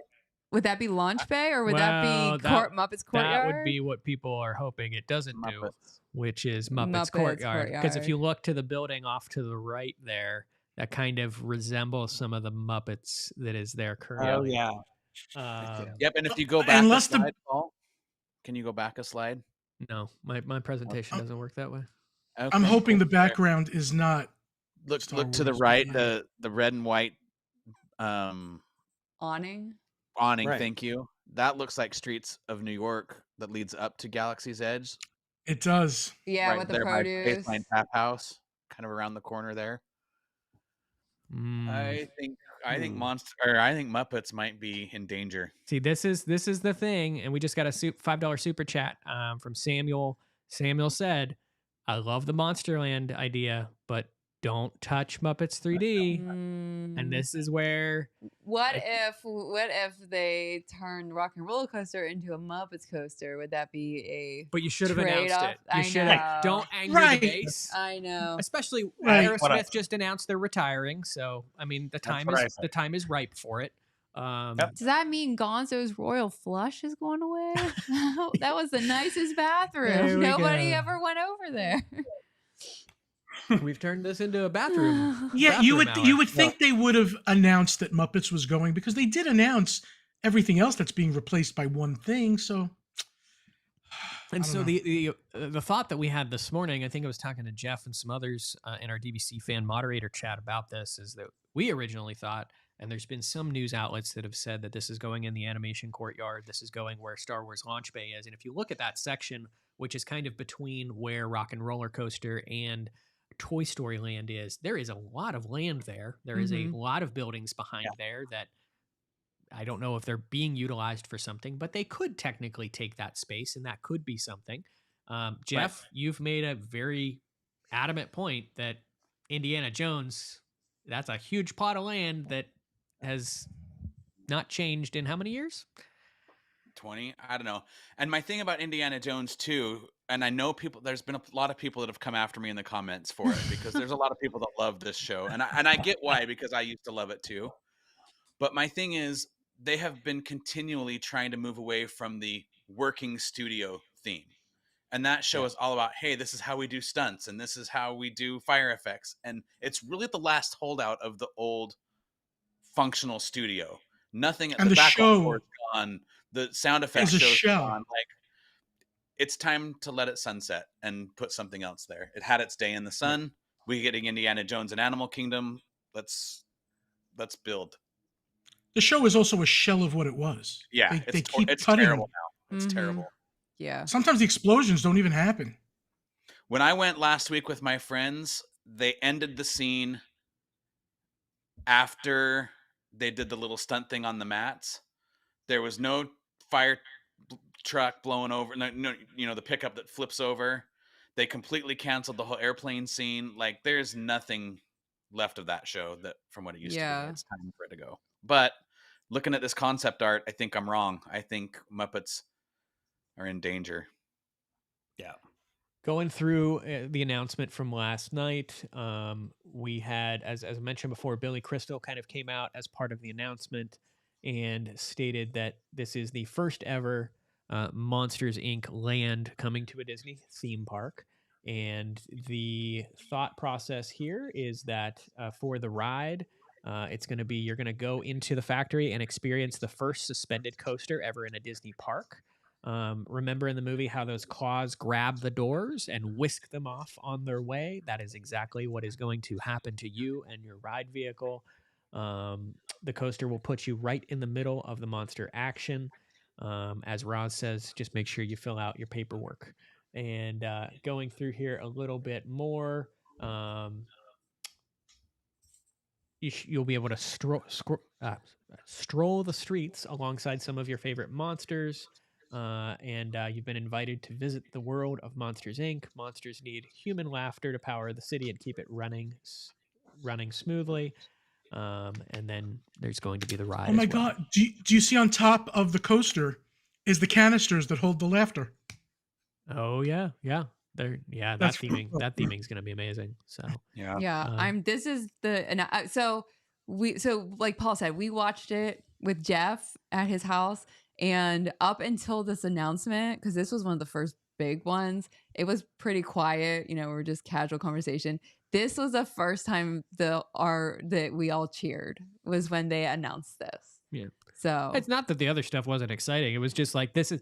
It was a lot of stuff that we knew we were expecting. It was to our point. Give us the shock and awe moment. Give us the thing that we never would have dreamed of, that we never would have expected. Right. And you asked me, when we were driving, what do you hope? What are you hoping for? And I said, I want to hear something like surprising. And this was it. So this is my favorite announcement for the whole event. Yeah, this was a huge surprise, and I think just an awesome addition. Could this also go where the Cars attraction is, behind Rock and Roller Coaster? Yeah.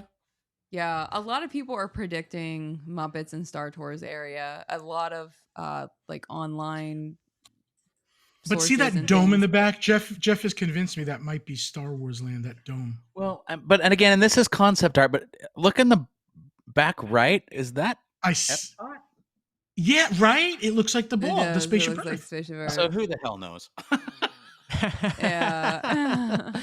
I love that this is what the internet's going to be doing for the next 4 years or however. Take aparting the concept art. I just want to make sure, because it looks like thankfully it's saved, is Pizza Rizzo is you can still get pillow pizza. We are going next week, Derek. We're gonna do a review of Pizza Rizzo. No, I want to do the review because the Meatball Hero is pretty darn good. Let's go. We are all going. In terms of this land, I believe I'm just going back to here a little bit just to make sure I'm following along correctly. I believe they did state that work on this project is slated to begin next year, but they did not give us a specific opening date. So, I mean, most of these things, I'm going to say 3+ years for an entire land to be developed. Again, I wonder. So do you think the ride is going to go in that big giant box, like that big thing, right? Oh, yeah. I think so. Well, yeah, but I think there'll be more that you don't see. Yeah, that'll probably be like the entrance and the queue area, and then they'll probably be a ride show building that'll be back behind painted and don't see it blue or whatever. Exactly. Yeah. Go away green or whatever the different colors are. So let's so I think we have hit most of the big things coming to Walt Disney World. I'm scrolling through all my pictures and stuff like that. Before we move on to just a couple other things that we know are coming to Disneyland and beyond, let's come up for a breather real quick and just sort of say, like, let's unpack this. Are we excited? Are we happy with what's coming to Disney World? No, I'm extremely excited. Other than I thought that we would get something for the Imagination Pavilion, it checked every single one of my boxes, plus some that I didn't even have on my bingo card. So It's exactly how I feel.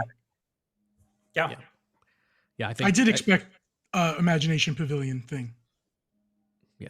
But I'm sure it's coming one day. This all excites me completely. I mean, no matter where you look, something's coming that you're looking forward to. It's nonstop. Mm-hmm. Yeah. We're gonna jump to over. Amy's point earlier about Animal Kingdom being open later. That was the biggest thing we talked about when my friends were in town last week, is how pretty that park is at night that nobody ever gets to see unless there's a Moonlight Magic. Yeah. So 100%. if they can make that happen. There was Could one you- thing that they announced, Paul, that I guess counts for Disney World and Disneyland, and that's the Mandalorian overlay for the Millennium Falcon Smuggler's Run. That was They're the getting a new loudest. story. That was the loudest that you were the whole I evening. know it was. That It- also Well- scared your dogs. I know. I'm a big Mandalorian fan. Anybody knows I love that show. But the Smuggler's Run story has just gotten old really quickly for considering how new that ride is. Mm-hmm. That the fact that they're going to implement a new story but keep the ride, I think, is really, really important. Yeah. I think it'll be fun. I think it'll be a good time. I'm excited. Me too. And that's an easy fix to rejuvenate a ride. They could Mhm. do this every couple of years if they wanted to. Oh, Right. Make Make it- it more interesting, make people want to ride it. Make it like Star Wars and be completely randomized. Like, I mean, Yeah. Or Star Tours, like that, like randomized. It's re-rideable. You don't know what kind of story you're going to get when you sit down in the Millennium Falcon. You just know you're going on an adventure. Maybe take some of the pre-show and have it be while you're in there. I don't know. Like you could do that. The only thing that really affects is the main pre-show of the ride, which again, that would have to like modify based off of kind of what they're doing. But this is coming to both Disneyland and Disney World. Yep. The animatronic, our version of the animatronic in Disney World hasn't worked it's been under a canvas tent for I don't know how long. It's been a long time to do like a show now instead of the actual animatronic. So yeah. Yep. So one of my biggest moments of the night, just in terms of when you look at expenses, obviously Villains Land, all of this stuff is going to cost a lot of money, but I don't think anyone really expected them to announce 4 new cruise ships coming to Disney Cruise Which is Line. on top of the 5 that are already coming. On top of the other ones that are already coming, on top of the one they recently announced for Japan. So these are brand new, 4 brand new Disney Cruise Line ships that will take the fleet to 13 ships in total. Wow. Like that was Crazy. for me a huge announcement. They brought out All for One to sing us this lovely announcement, which I mean, it was great to see them again. Glad they're all doing well and together. They sang "I Swear" because Josh D'Amaro was swearing that he was going to build four new cruise ships. So we're going to hold him to it at this point. These will be delivered between 2027 and 2031. So basically, in the most basic sense, we can expect a brand new cruise ship, one new Disney Cruise Line ship every year through 2031, and I think we can imagine that they're just not going to stop at that point, and they're going to continue. It's definitely going to expand their itinerary options, and definitely they're going to be in other markets. Rob said, around the I world. bet 2 or 3 will be at international home ports. Yeah. Yes. Yeah. I mean, where are they going to go? Like, where are they going to dock? Like, they already, like, Yeah, they have literally, to where are they go. going to dock? They have to go international, 100%. Yeah. Well, but look at what I mean. They're obviously doubling down on this market. They're basically giving Royal Caribbean a run for their money, and Royal has how many ships? They have a lot of ships. billion ships. Yeah. And they're doing the same thing. Royal has at least one new Keep ship coming building. online every year. And I forget what conversation we had this in, but I raised the question the other day: is cruise line used to be built around a model in which I invest, we'll say $1 billion into a ship, and I know that ship is going to last me roughly a good 20 to 30 years in development before I really retire the product. But I think that cruise line has changed, similar to how our buying habits have changed, similar to how people's attention spans have changed, in which they are going to have to cycle through these ships faster now. I think we're going to see ships retiring more quickly or being refurbished more quickly to do new things to them, to make it relevant and make it something that people want to revisit and go on another adventure. And so I think that the cruise line business has kind of I changed. don't want to see them retire anything that they have for a long time. Well, they're saying 13 ships, so they're not getting rid of. I'm not saying they're getting rid of it, but I think you go back to like, even you go back to like Oasis of the Seas, like some of the ones that I just think the original mindset of maybe the length of time that these cruise ships would be an investment for them or be valuable to them. It would be interesting. Frostbite sent us a $5 super chat. Thank you so much. He said, I hope to God the 4 new ships are a 4th generation of ship. We don't need 8 Wish class ships. Yeah. What is Wish? Is it Triton class? It is technically the entire series is the Triton class. I 100% agree. They need to, we need a different model of a ship. It's like, Royal has Icon, they've got Oasis class, they've got Quantum class. We need another class of ship. Thank you, Tom Tweedle, for your super chat. Yeah. He's been literally all around the world this past month. Norway. Yeah, you guys know that this will give Disney the 3rd smallest navy in the world. Like it passes Estonia as the number of fleet in their navy. So that's just conspiracy theory. What else is on these ships? But I thought this was a huge thing, and I didn't want to brush over it because I think it is relevant for a lot of Disney Vacation Club members because a lot of us are cruisers also. And so a lot of us really love these cruise ships. Also in cruising news, we did get the information that they are bringing Hercules to the Disney Destiny. So I obviously did not have time to adjust this photo and put it in the special box in the corner.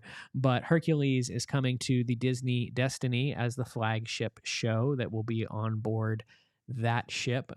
So that was a big announcement. And also the day before, they announced that Hercules is being adapted as a Broadway-style production. Not specifically said that it's coming to Broadway yet. Most likely this will start over in the UK, which is where a lot of Broadway, if you follow Broadway, a lot of productions actually originate over there. They win what they call an Olivier Award, and then that kind of says, okay, I think we're ready to bring you over to the United States and put you on Broadway. So I think that's what we're going to see here with Hercules. Also, just mentioning this because it's probably my second biggest announcement from the weekend. The Greatest Showman is being adapted into a musical. Finally, they wanted that forever. Not going on a cruise ship or anything, but I thought that was super. Yeah, a lot of people cool. in the comments have been mentioning wanting a DCL cruise ship based out of either New York or Cape Liberty, New Jersey. We just sailed out of there, so it's a great. That'd be a great location. You can do Bermuda cruises from there. You can do Canada, New England cruises from there.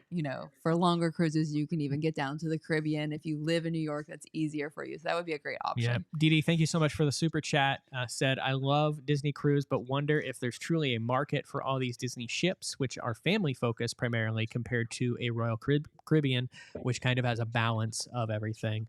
I agree. My big thing just goes to, if they're seeing the booking numbers to justify it, then they probably do. And cruising of anything, of even Walt Disney World, of any travel, cruise line has just skyrocketed since the pandemic released. And it's just amazing. You don't see a bad report on terms of occupancy on these ships. They are just doing crazy good, and you can see it in the price as well, because pricing on all of these cruise lines have gone up significantly. Yeah. The first thing I thought when I saw 13 total ships was, I can't afford to try all those ships. It's good. I'm gonna be like 70 before I could even be able to get on all of them. Or we older. were literally trying to price out a cruise for next summer with our kids, like maybe to Europe, and literally a Disney cruise is double, double. I know that's but why what's crazy about that is a week on a Disney ship is actually still slightly cheaper depending on the time of year than a week at Disney World. Yeah, that's true. If you don't live here. Yeah. That's a good point. Yeah, for us though, just looking at those Disney prices for Disney Cruise Line, we usually go and book Royal Caribbean, but look at that. Is that the Rofer monster? It might as well be. Also, in the cruise line announcements, Taka is coming as I think they said a 15-foot. Correct me if I'm wrong there. But it is the largest puppet that will be a part of the new show this is coming to the Disney Treasure, which is launching this year as part of its Moana production. Basically one giant puppet. Yeah. Yeah. Wow. It's cool looking though. Yeah. It's cool. Looks pretty neat. So we have discussed Walt Disney World, and we have discussed Disney Cruise Line. We're going to jump to Disneyland out in California to kind of wrap things up for the day. Before we do, Frostbite, again, thank you. Another super chat said, are there legal reasons they can't create DVC staterooms on a cruise ship? Asking for a friend. Paul has wanted this forever. I have. I think I wrote a blog about this probably going on 3 years ago at this point. I would love for it to occur, but again, it goes to the same question that a lot of people ask as to why is there not DVC resorts in foreign countries? And I think it kind of gets down to the regulations related to You're it. dealing with Bahamas government at that time, because that's what most ships sail under. You would almost, so that would be hard. You would almost have to license the ship in the U.S., which for tax reasons probably isn't profitable at all. And then, what are your annual dues on a cruise ship? Like that's a Ooh, hefty. Yeah. And so there would be a lot of questions to answer, and I think Disney would almost have to pivot their vacation club concept if they did that. Like, it would have to almost go into like a Marriott direction or something. That's a cool thought, though. It's a wonderful thought. I wish it would happen. But the best option too.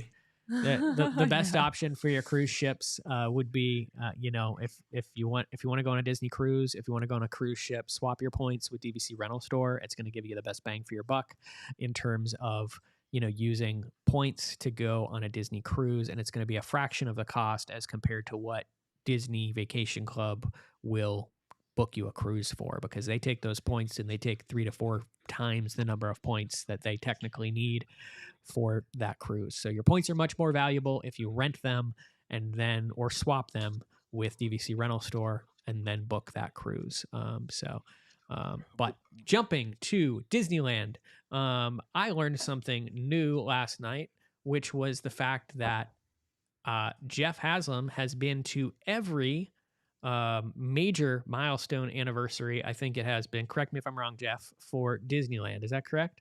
Yeah. You should have copied that photo he sent of him and his brother at the one in 1985.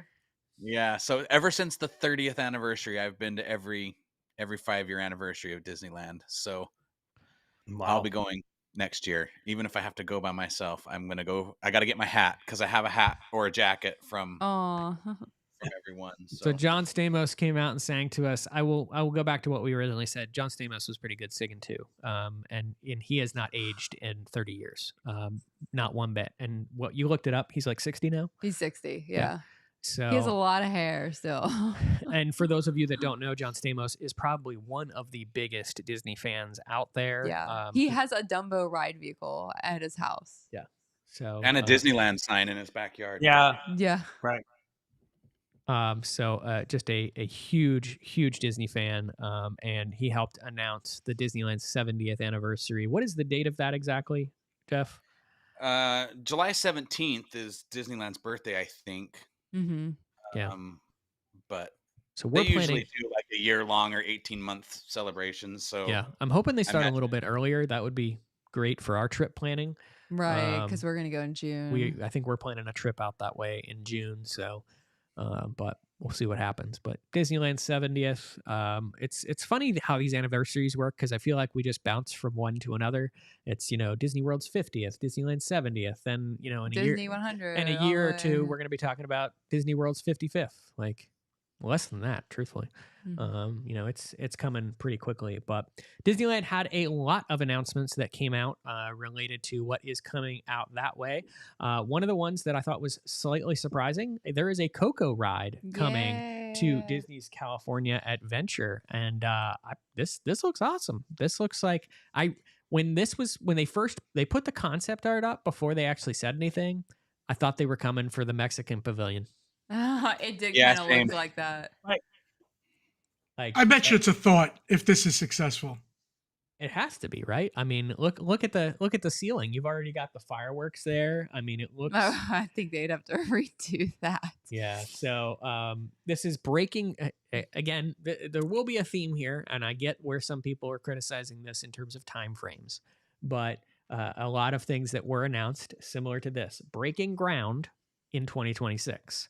So dirt being moved they're working on it, but they were breaking ground on this attraction in 2026. This is coming to Disney's California Adventure.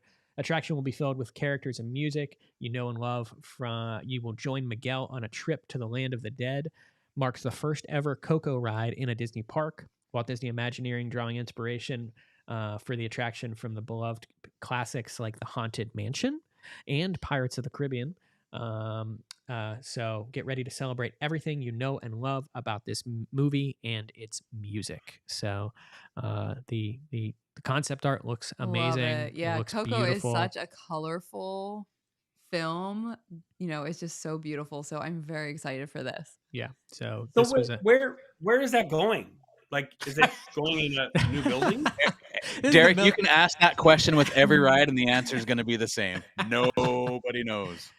So Not that I go to Disneyland, so I have no clue. Do you notice how the houses look like skulls? Most of them look like faces. Look at the house on the left, one in the middle. That's I pretty love cool. that. Yeah. I think the real big question here is that was not answered last night. There was no mention of Disneyland Forward.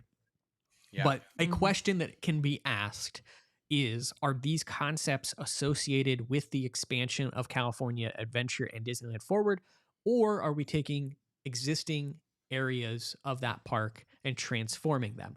And I think to kind of pivot that mindset a little bit, we received more information about the Avatar themed area that is coming to Disney California Adventure as well, and the rides that are coming to this area as part of this transformation. And we have water involved in this area. And my question is, are you coming for Grizzly Peak? Are you coming for that area of the park where I feel like there's no one ever walking back there at Disney's California Adventure? And if so, the views from Grand Californian are about to change drastically. Right. If that does end up being the case, or are we moving towards Disneyland Forward, and are we moving towards expanding onto some other land? Do you guys have any thoughts on that, or can we go back to that Avatar? I don't. I'm hesitant to say that they're coming for Grizzly River Rapids because the entrance from the Grand Californian enters right there, and that is all part of the Grand Californian's larger theme anyway. Yeah, that's I don't know that they could get away with that. I think we're going across the street. I think this is Disneyland Forward, kind of the infancy of it. Because this is what I did while Paul was writing blogs, is I studied satellite maps for 3.5 hours last night, and there just isn't a lot of room left in California Adventure. That's always been the problem with Disneyland, is they've been landlocked for decades. But there's just for attractions of this size, I think they're going across the street, especially with Coco, because the Coco is part of Pixar, and Pixar Place Hotel is right there, along with the Pixar Pier area. Like, I don't know that they would put Coco anywhere else. It doesn't really make sense to me. It could take Goofy's Sky School area, because that ride needs something. Right. So I don't see them. And Rob said this, and I was going to get to it. So the rumor here is that the ride system, which is great. This is thank you for not cloning Pandora and Avatar at Disney World. We don't need more clones. The thought here is that they are going to utilize the technology that they have at the Pirates of the Caribbean at Shanghai. Which looks even just watching the ride through of that Shanghai ride on YouTube, it looks amazing. So I can't imagine in person what that ride is like. So if that's becomes true, this is going to be an amazing ride. Yeah.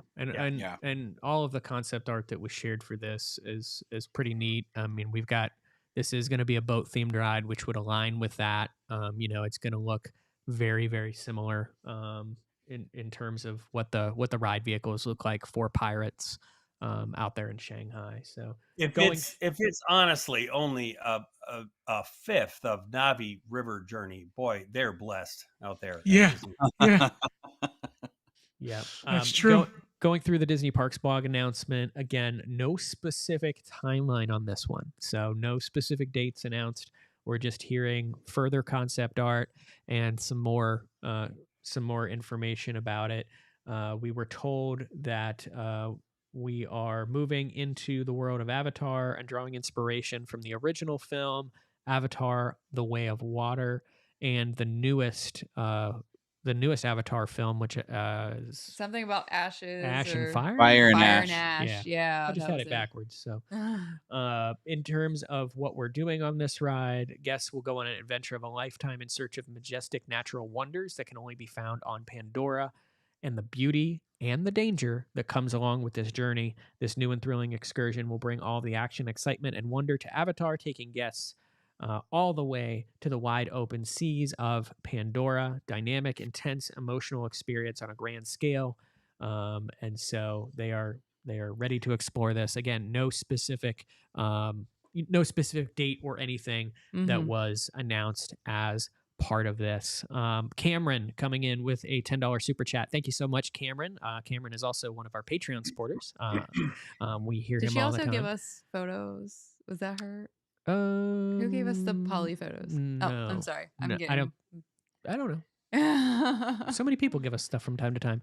You all started a live stream before I even woke up after going to the show last night. So much fun stuff. Good job, guys. I think Avatar will be part of the expansion. Thank you so much, Cameron, for the support and love and all you do for us. It seemed like it would have have been a really good time to be at the show, the D23. You know what I mean? We This had year. a room booked. I know. We just couldn't make it out there this year. But last D23, I would have been disappointed if we had gone out. 2026 or bust. Here we go. But this one seemed like a really cool one to be at. Especially because you got we mentioned this earlier in the show, you got the shock and awe moments. You got the things that said, we weren't expecting this. And I think left people's jaws on the table, jaws dropped. Jennifer Toto also with a super chat coming in. Thank you so much, Jennifer, for your super chat. Also, your dog is very cute. Yeah, your dog picture is super cute. Our dogs are sound asleep behind. Even our dogs, I think today are kind of like, we didn't sleep enough last night. I don't know what's happening. I'll still get up and eat because I will always get up and eat, but because I'm a dog. With all these super chats coming in, Paul, when are we going for ice cream? That's really the important question I have. Anytime but today, because after we finish this up today, I'm going to sleep. But I'm going to see Deadpool. Yeah, Deadpool and Wolverine. So you didn't see it yet, Jeff?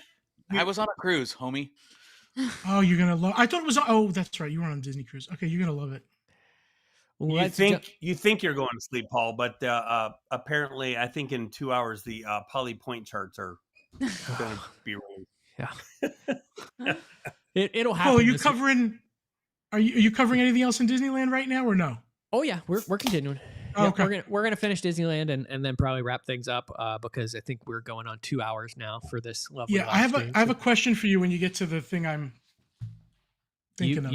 You ask the question when we get there. So we are leaving Avatar and we are jumping to Avengers Campus, which this has been a land that has been in evolution for a long, long time. And even when we were talking about rides last night, Amy, you were like, "What's the fourth ride?" I know. It's because to me, Mission Breakout has been there. So I realize they built Avengers Campus with it in there, but to me, like when I think of Avengers Campus, I was like, oh, they just put that Spider-Man ride in, and then what else? So I was like, what is the fourth ride? What are they talking about? So the big news of the night that we were expecting news about was the flagship Avengers ride.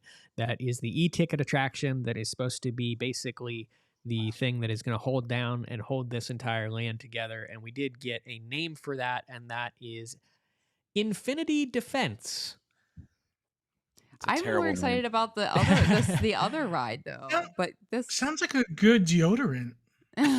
It was definitely probably one of the oddest, and like there's moments where it's like you got the applause, and there's moments when you didn't, and just yeah, that one didn't get This the name one, didn't get a lot of applause. the name did not get a lot of applause. And again, I apologize to those of you that are watching it. If you're an audio listener, you're not watching me actually just frame this photo in right now, but I got as far as we could get today. And but that is the name of the new e-ticket attraction, Avengers-based attraction that is coming to this new land. And we did get further concept art on that as well. So this is going to be kind of an adventure in which you are joining the Avengers. And I took notes somewhere on all of this. So talk amongst yourselves while I look for them. Well, yeah, I mean, it's Ant-Man, it's Iron Man, it's Hulk. It seems like the original Avengers are going to be the stars, which I think is great. We still don't know what kind of ride it is, which I kind of thought we would get, but it's going to be big. And so This isn't the one that's like Spider-Man and Transformers, Jeff? I believe it is, yeah. So the ride vehicle looks like the Spider-Man ride at Universal. So hopefully the technology is better. I don't know. I like that ride. I do not. I I like do it. too. It feels like cheap Do for some not shade Spider-Man. That is like the OG amazing. No, they can do a ride. lot with that vehicle. They can do a lot. Yeah. So Well, going, for West Coasters that maybe haven't ridden it out here, it's also the same as Transformers that they have at Universal Hollywood. It's the So same this style. also kind of looks like, yeah, so look, like where Hulk is grabbing the ride car and he like moves it around. Yeah. That reminds me of, isn't it what ride is Spider-Man when he jumps on the top of the vehicle. that? Yeah, that. Yep. Or a little bit of the, it doesn't look like it's going to be a coaster, but it kind of reminds me of the Gringotts too. Doesn't Right. something grab the car? Yeah. we're going to have King Thanos as the big bad for this. So just going through the information that was released, get ready for a multi-world adventure experience with Avengers Infinity Defense. Technology that allows the Avengers to jump between worlds has gone missing, and King Thanos is using it to wreak havoc everywhere. Recruits will travel to iconic locations like Asgard, Wakanda, and New York City, alongside the likes of big and small heroes. You also just might find yourself face to face with King Thanos 2. If you're up for another mission, we did get information on another new ride that I think no one really expected for this land, which is called Stark Flight Lab. This one looks way more exciting. Yeah, to me. mean, this looks pretty cool. They actually showed some concept art of this with, or actually in a picture of a test vehicle for this, in which Bob Iger and Robert Downey Jr. were kind of testing the ride, and at least this ride vehicle concept, because you're essentially connected to like a large robotic arm. It's here. kind of like Forbidden Journey, Forbidden Harry Journey is Potter. what I was gonna Hopefully, say, just yeah. a lot smoother. Wait. What's going on? Aren't there two? It looks like two rides are going on here. Some people are on the floor. Some people are on the arm. What's going on? I didn't get I think the that. arm maybe connects and picks you up. It at some picks you point. up. Yeah, that's what I thought But too, it- but I don't know. Okay, because it Or- doesn't look like the same. Or it's like Mission vehicle. Space, and there's green and orange version. So That's possible. which- That is possible.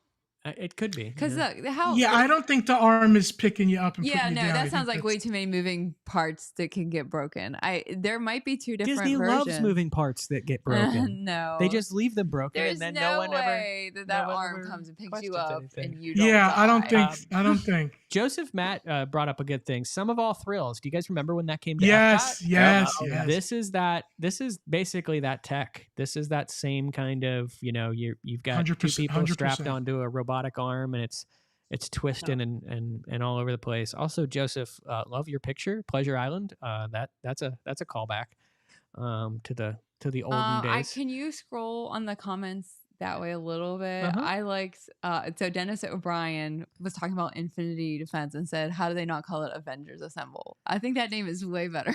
Yeah, again, like this was a moment of the night where the crowd just didn't react to Right. something. Also, unfortunately, the gentleman that did this part of the presentation last night, I will say that like the Marvel presentation was a little understated, because I just he was a little all over the place, and It's it hard just to follow. Yeah. there wasn't excitement that he was building for all of this news. I will also chalk this up as the Stark Flight Lab we needed. Like that's cool. That's a big win.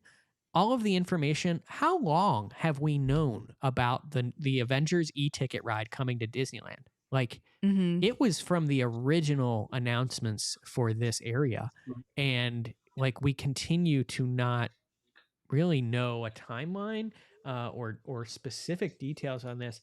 I even think they said they told us last night as part of the announcements that they've not really started construction on this yet. I'm just Wasn't there a scrolling through. Quinjet ride supposed to come in?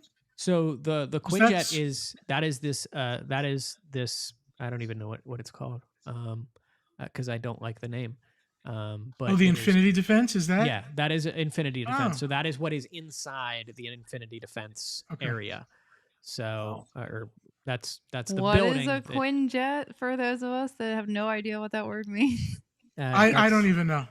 Oh, okay. I don't feel so That's bad. the giant airplane-looking thing that sits on top of the main building in Avengers Land. You've probably never even noticed it. No.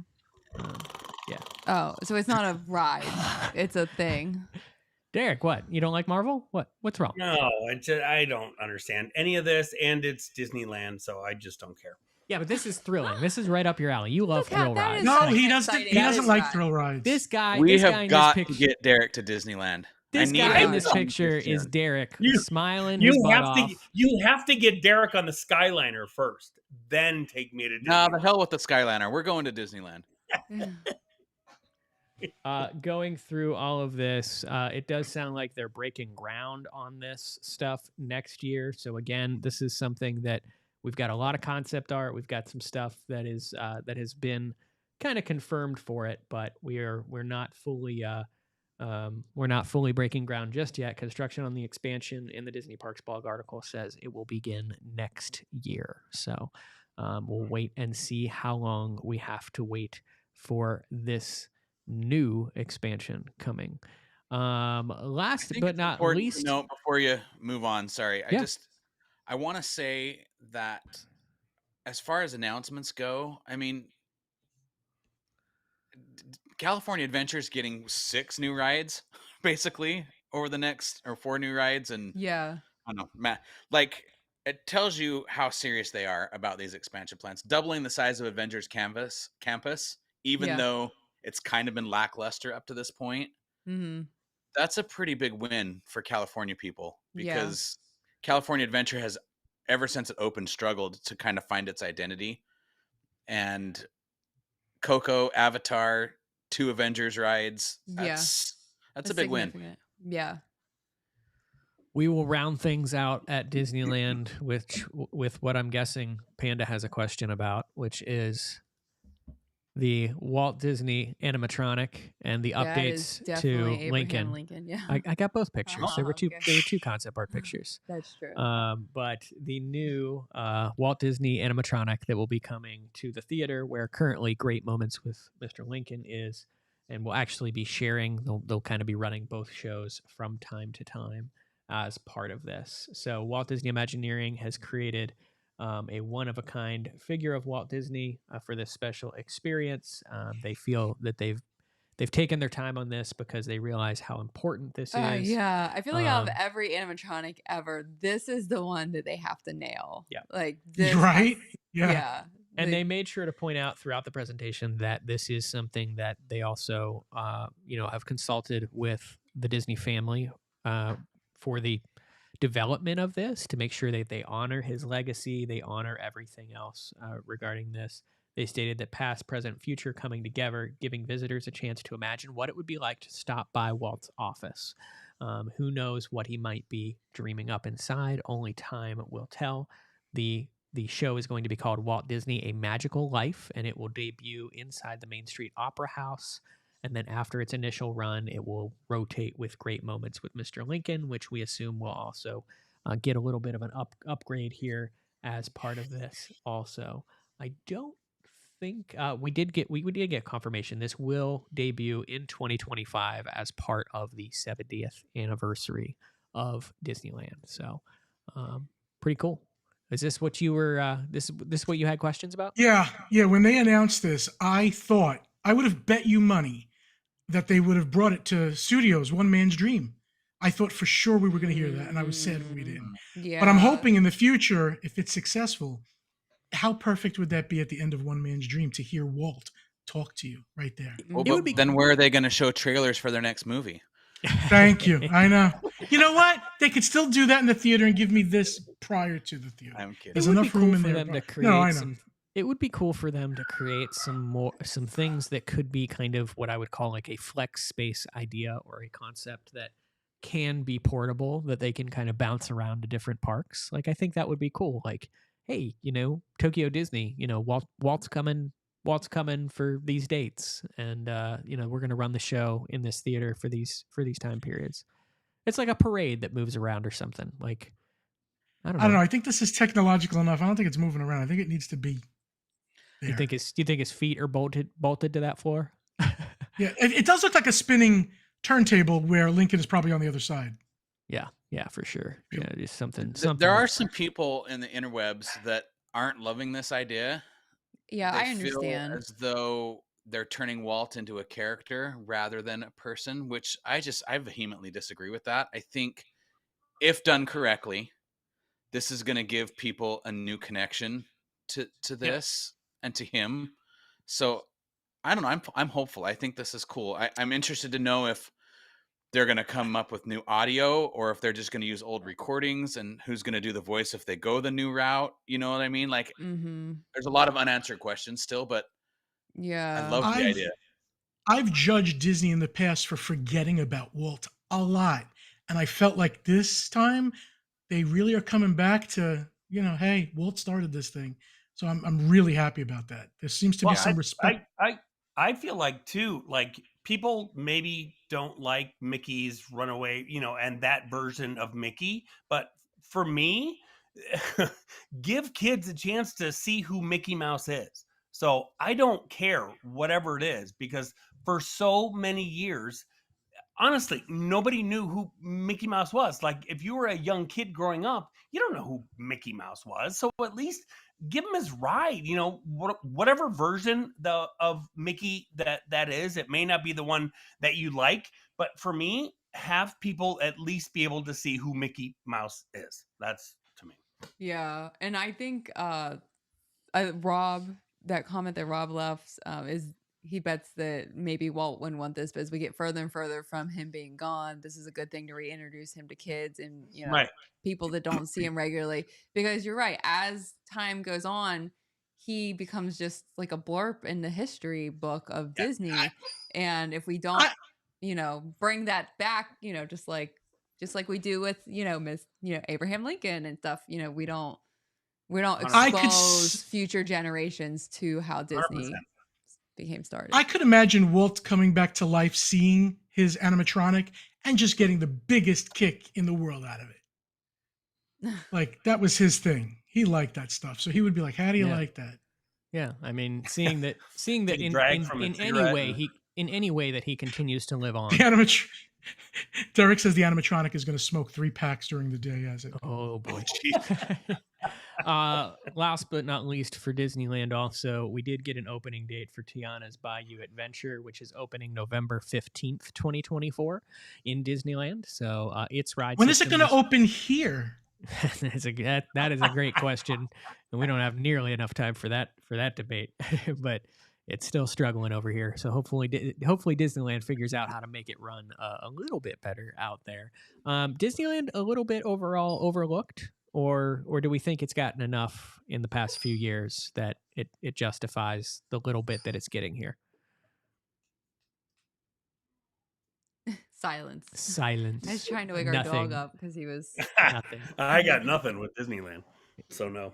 Yeah, I mean, I think we'll probably get some more announcements for some stuff coming pretty out for the happy 70th. Like, yeah, Jeff's happy. I mean, here's the thing: is Disneyland has gotten a lot over the last few years, and I kind of felt like it was Disney World's turn, which we did get. But it's still nice to know that they're still pumping some money into California Adventure and trying to get that park up to a Disney standard. So right. I'm pleased. I'm And honestly, and it's not they're about to get a lot more with this Disneyland Forward. Like this is a nice little bump to get us for the next few years until they really get that up off the ground. Right. So, and when you add to DCA, you're adding to Disneyland because You are, they're right there. You can walk, between the two if you have park hopper. Well, there you go. We've covered Walt Disney World. We've covered Disney Cruise Line. We've covered Disneyland. There were other announcements for some of the other international parks, but I know I don't have the energy to cover those today, and I'm not sure the rest of us do, since most of us were up until the early hours of the morning to, covering these. And these are the big things that I think most of you care about.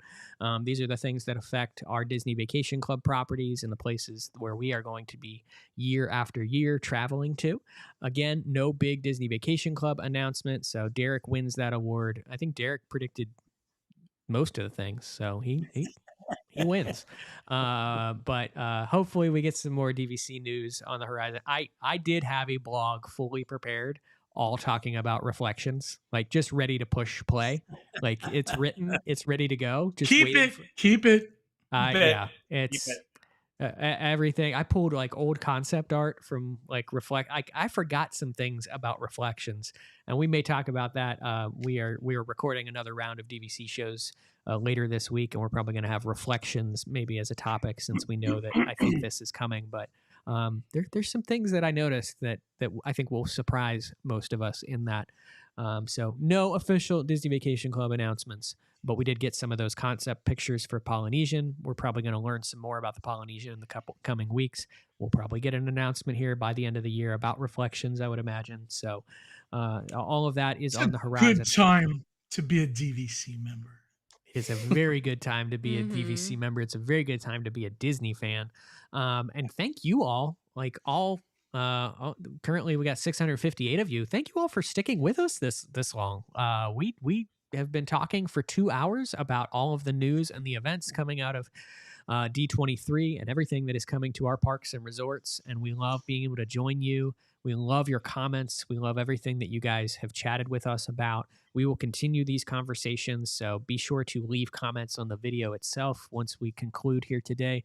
Please also head to our DVC Fan Facebook group over on facebook.com/DVC Fan, I believe it is, and joining the conversation over there. There's we have threads for all of these big news and announcements that's coming. Joining the conversation over there. I feel like it's /DVC Fan 1. It might be. I don't know why. The first one didn't go so well. None of you joined, so we went to version 1.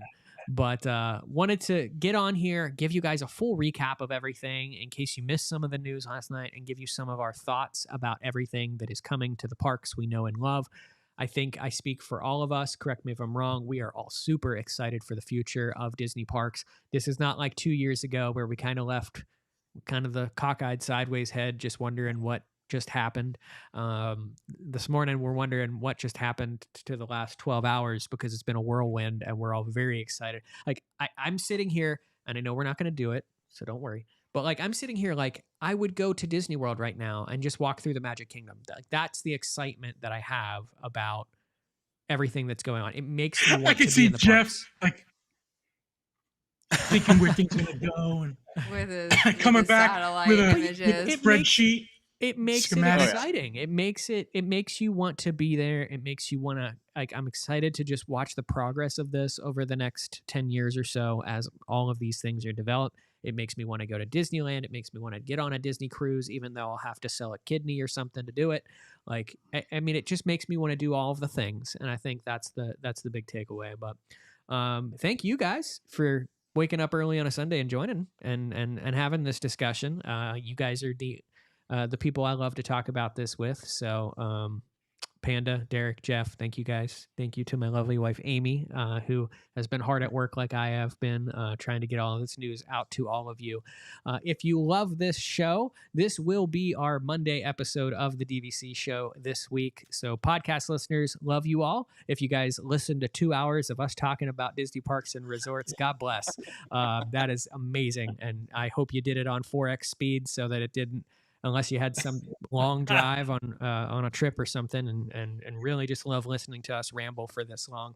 And I also apologize because there were a lot of images that were a part of this presentation. But if you did like this YouTube video, if you did like this podcast, please hit that like button. Please hit that thumbs up. That does so much for us. Please leave us some comments and join in the conversation. We engage with people in the comments. Jeff will tell you if you're wrong to your face in the comments of the YouTube video. Derek just gets in there, and if you could see the number of screenshots of comments that Derek sends to us every week, it's absolutely amazing. Derek, if you guys don't know, Derek watches every vlogger's vlog.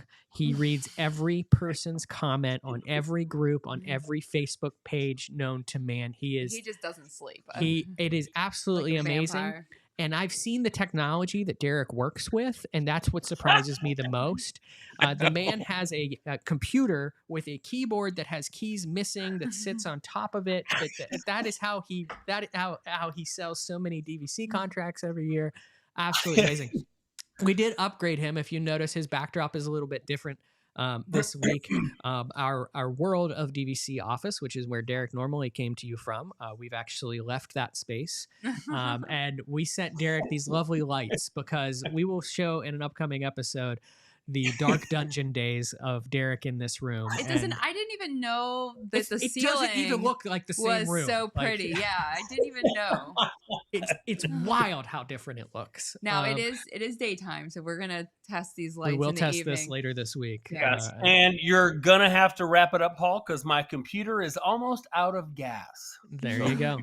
So like I said, please like this video. Please hit that notification bell. It does a world for us with the algorithm, all that kind of stuff, technology, fun stuff. Love us. We love you. And again, that's going to do it for this week's special edition episode of the DVC show, recapping all of the Disney parks and resorts news coming out of D23. We hope you enjoyed it, and we will see you all next Monday. Bye, everybody.